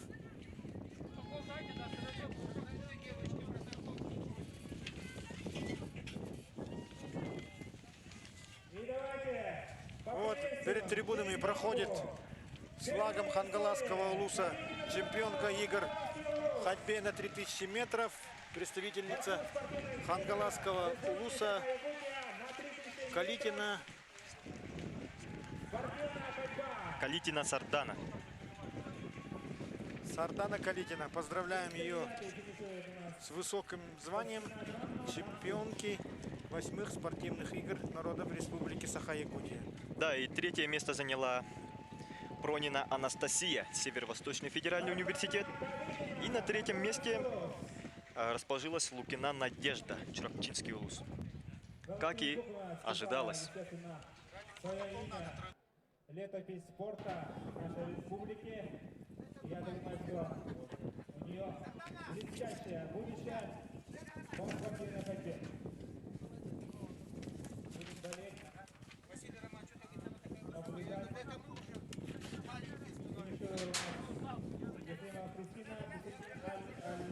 Уважаемые телезрители, вот сейчас мы вам покажем финишную черту. В целях безопасности она отодвинута чуть назад, чтобы был коридор безопасности для финишеров. Конечно, это как бы не есть очень правильно, не есть правильно, потому что все должно было сделано согласно правилам и стандартам общепринятым правилам и стандартам в беге на 100 метров. Тем временем нам принесли итоговый протокол соревнований по тройному прыжку.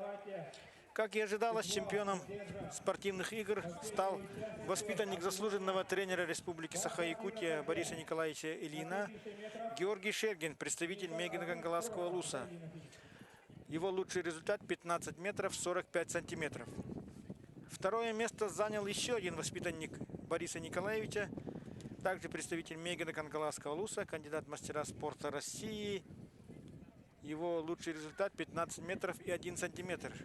Поздравляем Бориса Николаевича и поздравляем его воспитанников Георгия Шергина и Игоря Скрябина с высоким званием чемпиона и серебряного призера. Третий результат показал Нюргун Сокольников, представитель Усалданского улуса. Его результат 14 метров 89 сантиметров. Примечательно то, что четвертое место занял еще один представитель Меган-Кангаласского улуса Сергей Захаров. И его результат 14 метров 87 сантиметров. Кай Адамов из Горного улуса занял шестое место с результатом 14 метров 61 сантиметр. И прав был первый номер 5. Главное участие. Так, завершает дистанцию тем временем, если не ошибаюсь, последняя участница захода на 3000 метров По спортивной ходьбе. по спортивной ходьбе. И на этом спортивная ходьба сегодня завершается. Сейчас нас ожидает два финала. Это бег на 100 метров среди женщин и мужчин. Первыми Стартуют женщин. представительницы прекрасного пола.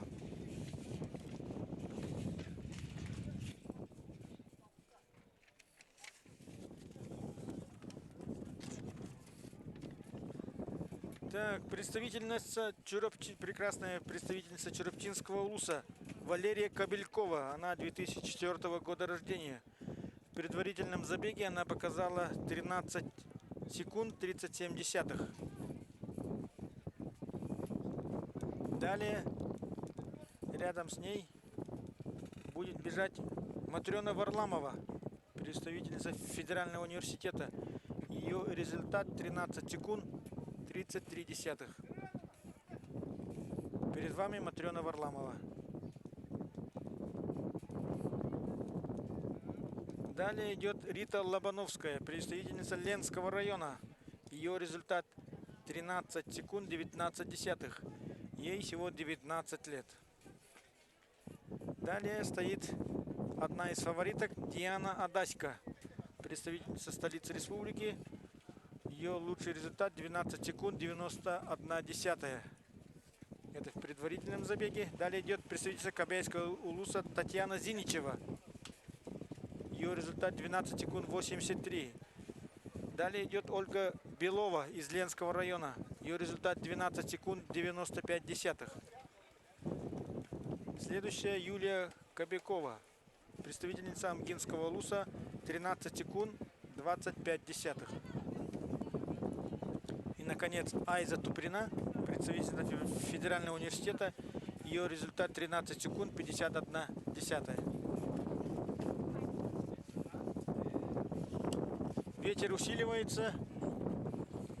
И, наверное, будет дуть в спину наших участниц. И мы надеемся, что Покажут хорошие результаты. Да, они улучшат свой результат, который показали в предварительном забеге. Надеемся, что обойдется без фальстарта и не случится такая же история, как с Вячеславом Егоровым. Да. Участницы в ожидании старта. Да, вот Всего одна лишь- из фавориток Зиничева Ксения из Кобяйского улуса. Извиняюсь, Зиничева Татьяна. А это Диана Адаська, воспитанница заслуженного тренера Петра Александровича Нечаева. Многоопытная спортсменка, участница всероссийских соревнований. Раз. Рита Лобановская, номер 4, Ленский район. Впереди. Финальный забег у женщин. И представляем участниц соревнований. По первой дорожке. 5-й стартовый номер. Да, вот мы видим, что ветер дует прямо в их спины. По второй дорожке. 9-й стартовый номер. Варламова Матрена, команда Сурсуру. Матрена Варламова, Третья дорожка. Четвертая и стартовый номер. Рита Лобановская, Ленский район. Диана Адаська, город Якутск. Четвертой дорожки. 32-й стартовый номер. Мастер спорта. 10-кратная победительница первенства России. Ну, думаю, основная борьба развернется между Зиничевой и Адаськой, скорее всего, да, Петр? Да, наверное. Но спорт есть спорт. Еще зависит от фальстартов, от стартового спорта. Представительница Кобяйского улуса Зиничева Татьяна. Еще одна представительница Ленского района Ольга Белова. Представительница Амкинского улуса Юлия Кобякова.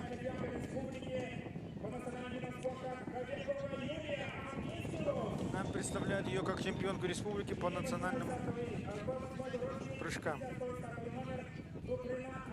И Айза Туприна, студентка Федерального университета. 6-я беговая дорожка.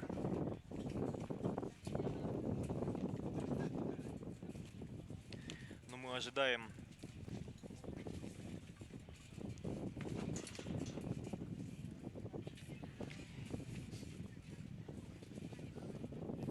участницы в ожидании старта. Да, пауза затягивается. Да, буквально через несколько минут мы узнаем имя чемпионки республики и, наверное, самой быстрой. Да, у спортсменок сейчас, наверное, сердцебиение участилось, да? Волнение нарастает. Финал. И, скорее всего, победит та спортсменка, которая лучше настроится, да? Выложится на все. 100%.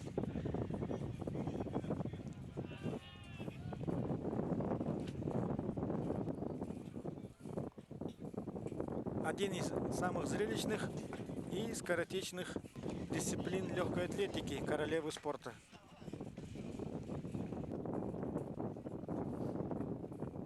Завтра нас ожидает бег на 200 метров, 2 раза длиннее дистанции будут. И, скорее всего, будут участвовать одни и те же спортсменки, Да, которые специализируются на коротких дистанциях. И, наверное, мы, скорее всего, увидим и Диану Адаську, и Татьяну Зиничеву на беговой дорожке.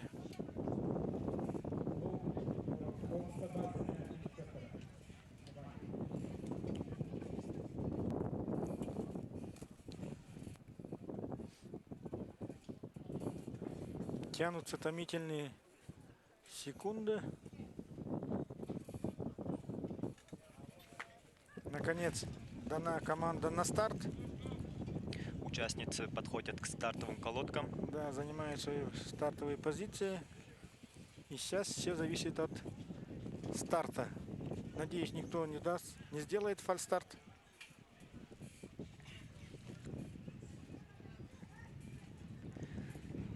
Эмоции переполняют. Да, и здесь все, старт дан. И Вырывается Диана Адаська. за ней Идет ожесточенная борьба за первое место. и Адаська становится чемпионка, если не ошибаюсь. вторым, пришла на финиш. Да, поздравляем Диану с победой. Поздравляем его тренера Петра Александровича Нечаева. Диана Адаська, город Якутск. Воспитанница детской юношеской спортивной школы номер 1 города Якутска. Журналисты тут же берут экспресс-интервью у новоявленной чемпионки и спрашивают ее, скорее всего, эмоции после победы. Вот она очень хорошо стартовала, не засиделась, как сказать. Белова, да, набегает. Белова заняла, кажется, второе место из Ленска. Ольга Белова. И Да, за так, ними так, идет, так и есть. да, и за ними Третья Зиничева Татьяна. да, Кобяйский.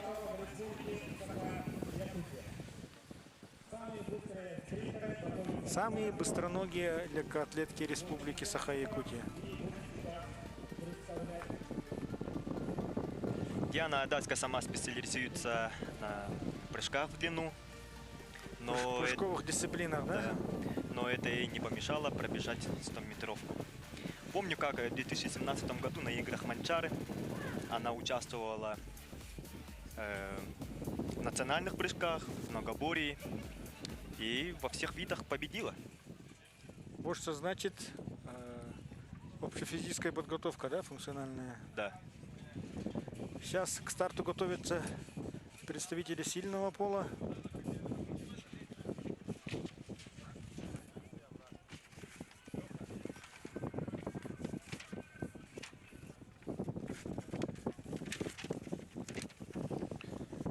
Ветер усиливается.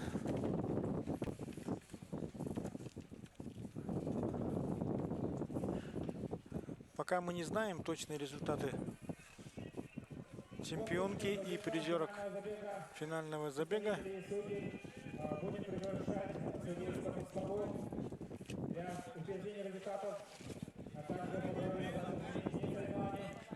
Так что представители, судьи. И вот мужчины. 8 самых быстроногих атлетов республики, которые прошли через сито отборочных соревнований в городе Якутске и сегодня показали лучшие результаты в предварительных забегах. И сейчас в очном противостоянии они определят лучшего спринтера республики. И внимание, лидеры! Нам принесли итоговый протокол спортивной ходьбы. Результат чемпионки Сарданы Калитиной: 16 минут, 14 секунд и 81 . Второй результат показала Анастасия Пронина, Северо-Восточный федеральный университет: 16 минут, 47 секунд, 89 . И, наконец, бронзовую медаль завоевала Надежда Лукина из Чероптинского ЛУСа с результатом 17 минут, 21 секунда и 45 десятых. Интересно то, что занявшая последнее место, 14 место, отстала от чемпионки почти на 8 минут. Вот мы на экранах видим Михаила Руфова, представителя Верхневилюйского ЛУСа, лидера. Да, одного из фаворитов. Под 85-м номером Мубараков Рустам, представитель Северо-Восточного федерального университета.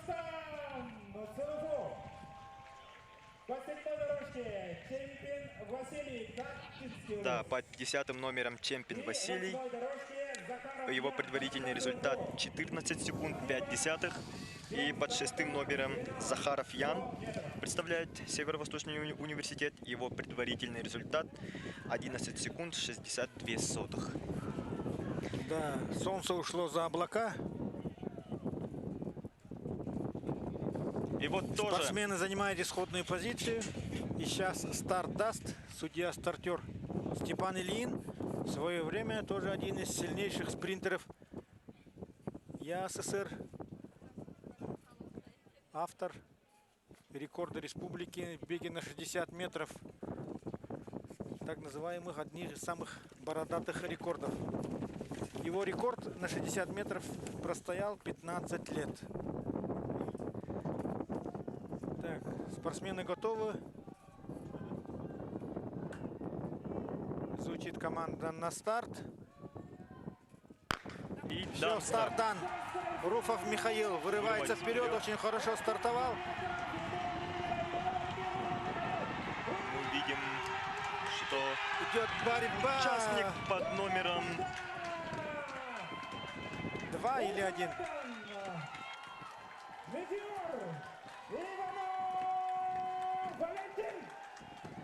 Иванов Валентин, один из самых возрастных участников 91-го года, становится победителем. чемпионом 8 спортивных игр. Поздравляем Валентина Иванова с отличным выступлением. Все друзья, соперники поздравляют его с победой. И И вот сразу же экспресс-интервью. Да, и это большая победа его самого, но и его команды у Салданского улуса. Тем временем нам принесли протокол с результатами женщин. Так, Диана Адаська с результатом 12 секунд 68 десятых заняла первое место. Так, занявшая второе место Ольга Белова пробежала 100 метров за 12 секунд и 71 десятую. И, наконец, вот мы видим повтор. Очень хорошо стартовал Валентин Иванов. С первых метров уже Да, было видно. и никому не отдал пальму первенства. Увидим, что Михаил Рупов Пытался его догнать, но он занял. ему просто-напросто не хватило дистанции. Вот он нагоняет, но все же Валентин не отдает свое преимущество. Так, вернемся к женщинам. Результат бронзового призера Татьяны Зиничевой из Кобельского улуса 12 секунд 81 десятая. В скором времени мы узнаем результаты среди мужчин. Они, конечно, будут лучше, чем у представительниц прекрасного пола. Еще раз поздравляем новоиспеченного чемпиона Валентина Иванова. Вот что значит опыт. Все его соперники были моложе его на 5, на 8 и даже на 11 лет. Но, как говорится, мастерство есть мастерство, опыт есть опыт. Да. И вот он приветствует публику. Да, совершает своеобразный круг почета, но полностью круг он не сделает, но проходит перед трибунами своих земляков, которые, конечно, рады За его победу.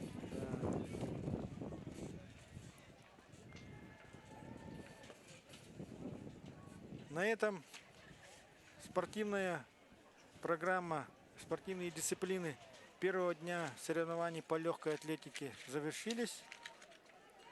Мы видим на сегодняшний день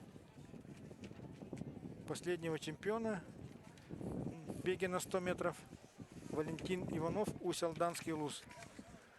Поздравляем.